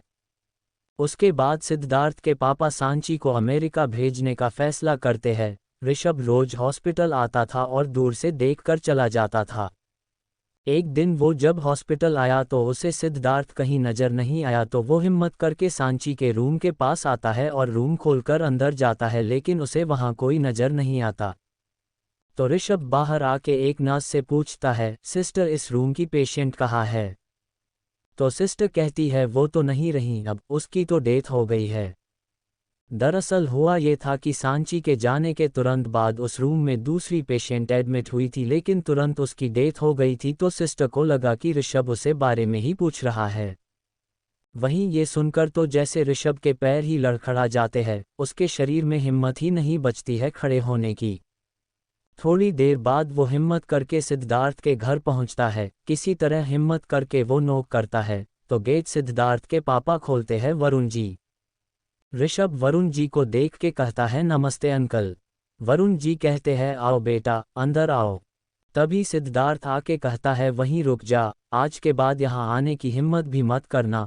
तेरे कारण मेरी छोटी मुझसे इतना दूर चली गई है। बस हम तेरी हैसियत के हिसाब से नहीं है, इसलिए तूने मेरी छोटी का दिल तोड़ा। ना देखना, तुझसे भी ज्यादा बड़ा इंसान बनकर दिखाऊंगा तुझे। और ऋषभ के मुंह पर सिद्धार्थ गेट बंद कर देता है और बाहर ऋषभ के आंखों में आंसू आ जाता है। Flashback and. ऋषभ के आंखों से आंसू टपकता है, तब जाके वो अपने ख्यालों से बाहर आता है और खुद से कहता है, उस नज ने मुझसे झूठ क्यों कहा था कि सांची की डेथ? और सीड मुझसे इतना बड़ा झूठ कैसे बोल सकता है? फिर ऋषभ अपने जगह से खड़ा होता है और कहता है, नहीं सिद्धार्थ मेहरा, बहुत गलत किया तुमने मुझसे झूठ बोलकर। तेरी वजह से हर दिन पछतावे में बिता है मेरा, हर दिन खुद को गुनहगार समझा है मैंने। तुझे जवाब देना होगा मुझे, क्यों किया तूने ऐसा? इतना बोलकर ऋषभ अपने आंखों से आंसू पोंछता है और वो गुस्से से उस रूम से बाहर निकलता है और गुस्से में ग्राउंड के तरफ बढ़ने लगता है। उसे इस वक्त बिल्कुल भी होश नहीं था, बस उसका गुस्सा चरम सीमा पर था। वो गुस्से में आगे बढ़ ही रहा था कि वो किसी लड़की से टकरा जाता है और उसको लेते हुए नीचे गिर जाता है। वो लड़की नीचे थी और ऋषभ उसके ऊपर और लड़की का चेहरा उसके बाल से कवर हो गया था, इसलिए ऋषभ उसका चेहरा नहीं देख पाया था। तो वो गुस्से में कहता है, देख के चलना नहीं आता है क्या, तुम जैसी लड़कियां और तुम्हारे ये पैंतरे मुझ और नहीं चलेंगे, इसलिए मुझ पर ये सब आजमाने की कोशिश मत करना। बोलकर वो उस लड़की के ऊपर से उठकर जाने लगता है कि उसे वो लड़की आवाज़ देती है, ओ हेलो मिस्टर। आवाज़ सुनकर ऋषभ के कदम रुक जाते हैं। फिर वो लड़की उसके करीब आके कहती है, समझते क्या हो खुद को, आप भी तो टकराए मुझसे, तो मैं भी ये बात बोल सकती हूँ कि आप जैसे छिछोरे लड़के जानबूझकर लड़कियों से टकराते हो। और समझ क्या रखा है आपने खुद को जो मैं आपसे जानबूझ के टकरा जाऊंगी। वो आगे कुछ बोलती कि ऋषभ जो गुस्से में अपनी मुट्ठी कसा हुआ था वो गुस्से में पीछे मुड़ता है, लेकिन उस लड़की को देख के उसका गुस्सा एकदम से फूस हो जाता है, क्योंकि वो जिससे टकराया था वो सांची थी। ऋषभ एकटक सांची को देखने लगता है जो अभी भी उसे झाड़ने में लगी हुई थी। जब सांची देखती है कि ऋषभ उसके बातों पर कोई ध्यान नहीं दे रहा है तो वो ऋषभ के सामने अपनी चुटकी बजाती है, जिससे ऋषभ होश में आता है और कहता है, ओह सॉरी छोटी, मुझे नहीं पता था कि तुम हो। ऋषभ के मुंह से छोटी सुनकर सांची की आईब्राव सिकुड़ जाती है और वो कहती है, ओह हेलो, आपको मैं छोटी किस एंगल से नजर आ रही हूँ और आप होते कौन हो मुझे छोटी बोलने वाले। ऋषभ अविश्वास से सांची को देखता है जो उससे ऐसे बात कर रही थी जैसे वो उसे जानती ही नहीं हो। तो ऋषभ फिर कहता है, सीब तुम्हें छोटी ही बोलता है ना। ये सुनकर सांची अपनी एक आईब्राव ऊपर करती है और कहती है, ओह तो आप भैया के दोस्त हैं, जो भी हो, लेकिन मुझे छोटी बोलने का हक नहीं है आपको। सांची मेरा नाम है, मेरा याद रखना। इतना बोल के वो आगे बढ़ जाती है। वही ऋषभ सांची को पीछे से देखता रह जाता है और सोचता है, क्या ये 5 सालों में मुझे भूल गई है, या ये मुझसे इतना नाराज है कि मुझसे पहचानने से इनकार कर रही है। दूसरी तरफ सिद्धार्थ और विधि कॉलेज के छत पर थे। विधि सिद्धार्थ को हमेशा की तरह परेशान करने में लगी हुई थी और सिद्धार्थ चिढ़ रहा था क्योंकि अभी वो कॉलेज में थे और वो कॉलेज में ये सब नहीं चाह रहा था। चैप्टर 94 ये सुनकर सांची अपनी एक आईब्राव ऊपर करती है और कहती है, ओह तो आप भैया के दोस्त हैं, जो भी हो, लेकिन मुझे छोटी बोलने का हक नहीं है आपको। सांची मेरा नाम है, मेरा याद रखना। इतना बोल के वो आगे बढ़ जाती है। वही ऋषभ सांची को पीछे से देखता रह जाता है और सोचता है, क्या ये 5 सालों में मुझे भूल गई है, या ये मुझसे इतना नाराज है कि मुझसे पहचानने से इनकार कर रही है। दूसरी तरफ सिद्धार्थ और विधि कॉलेज के छत पर थे। विधि सिद्धार्थ को हमेशा की तरह परेशान करने में लगी हुई थी और सिद्धार्थ चिढ़ रहा था क्योंकि अभी वो कॉलेज में थे और वो कॉलेज में ये सब नहीं चाह रहा था। अब आगे सिद्धार्थ फिलहाल थोड़ी टेंशन में था क्योंकि उसे इतना तो पता था कि ऋषभ ने सांची को देखा है। हाँ, उसने ऋषभ से झूठ नहीं कहा था, लेकिन कभी उसकी गलतफहमी भी दूर नहीं की। उसने कभी ऋषभ को ये सच नहीं बताया कि सांची जिंदा है। ऋषभ जिस गलतफहमी में था उसने उसे उसी गलतफहमी में छोड़ दिया था। यही सब सिद्धार्थ सोच रहा था कि विधि सिद्धार्थ का चेहरा पकड़ के अपनी तरफ घुमा के कहती है, क्या हुआ है तुम्हें सीड बेबी, तब से देख रही हूँ पता नहीं किस ख्यालों में खोए हुए हो। सिद्धार्थ विधि के ऐसा करने से अपने ख्यालों से बाहर आता है और कहता है, नहीं कुछ नहीं, बस आज मैं बहुत खुश हूँ जाने मन, तुमने आज मुझे जिंदगी का सबसे बड़ा सरप्राइज दिया है। ये बोलकर वो विधि को गले लगा लेता है। विधि समझ रही थी कि सिद्धार्थ उसकी बात को टाल रहा है, इसलिए अभी वो फिलहाल कुछ नहीं कहती हैं और वो भी अपनी बाहें लपेट देती है। तो सिद्धार्थ कहता है, चलो जाने मन, टीचर की मीटिंग खत्म हो गई होगी, लेक्चर भी अटेंड करने हैं। बोल के वो अपनी जगह से खड़ा हो जाता है। तो विधि सिद्धार्थ का हाथ पकड़ के मुंह बनाकर कहती है, सीड बेबी तुम मुझसे दूर जाने के बहाने अभी भी खोज रहे हो। सिद्धार्थ विधि की बात सुनकर अपनी आंखें रोल करता है और सोचता है, फिर इसका ड्रामा शुरू होगा अब। सिद्धार्थ फिर विधि को देख के जबरदस्ती हंसते हुए कहता है, कैसी बात कर रही हो जाने मन, तुमसे दूर कैसे जाऊंगा मैं, मुझे डर है या नहीं, अगर तुमसे दूर जाने के बारे में सोचा भी मैंने तो तुम मुझे घर से बाहर नहीं निकाल दोगी। ये सुनकर विधि के आंखों में चमक आ जाती है, अरे हाँ, ये तो सोचा ही नहीं मैंने, अब तो इस घर पर मेरा हक हुआ ना। हाँ तो सीड बेबी अच्छे बॉयफ्रेंड बनकर रहो और जितनी जल्दी हो मेरे पति बन जाओ ताकि तुम्हारा भी हक उस घर में हो जाए। बताओ भाई, वो घर सिद्धार्थ का है, फिर भी उसे उस घर में हक जताने के लिए विधि से शादी करनी होगी। कोई ना, प्यार में बहुत कुछ करना पड़ता है।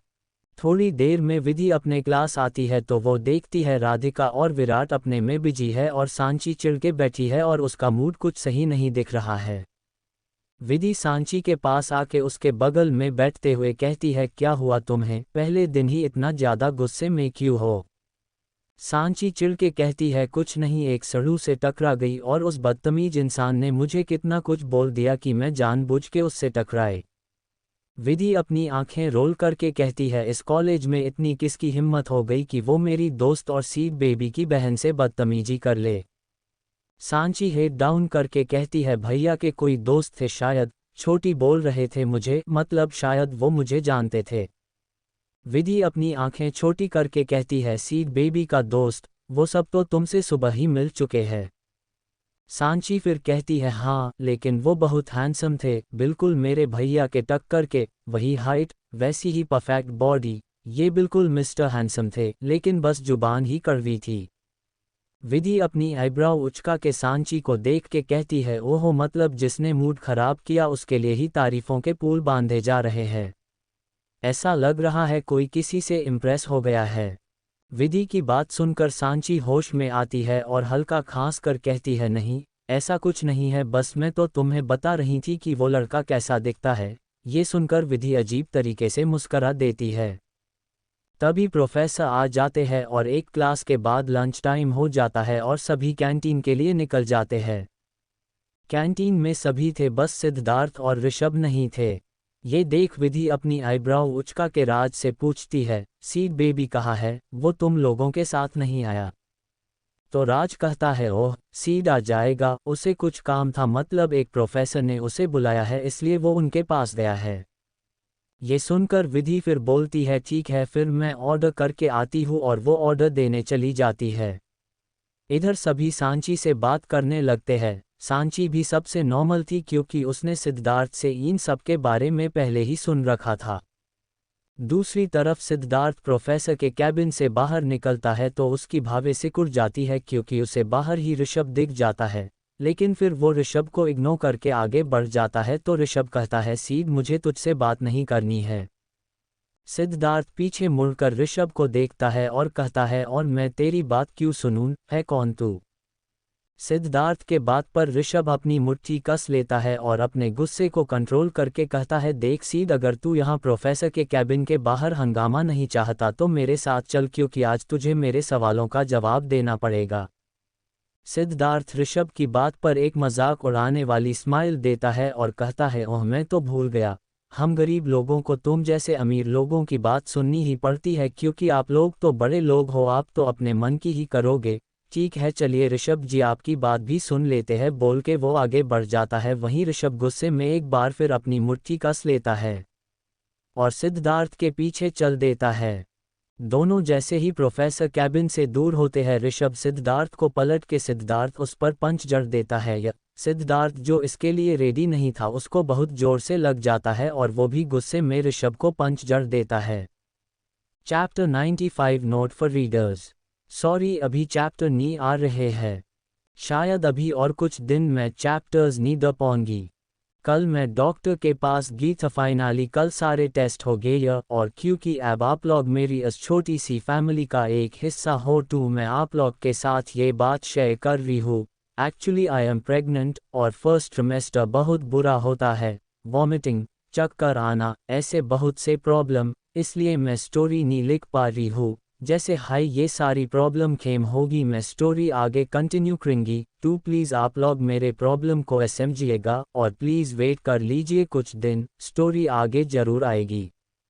Thanks for watching and subscribe for listening more interesting story audio books.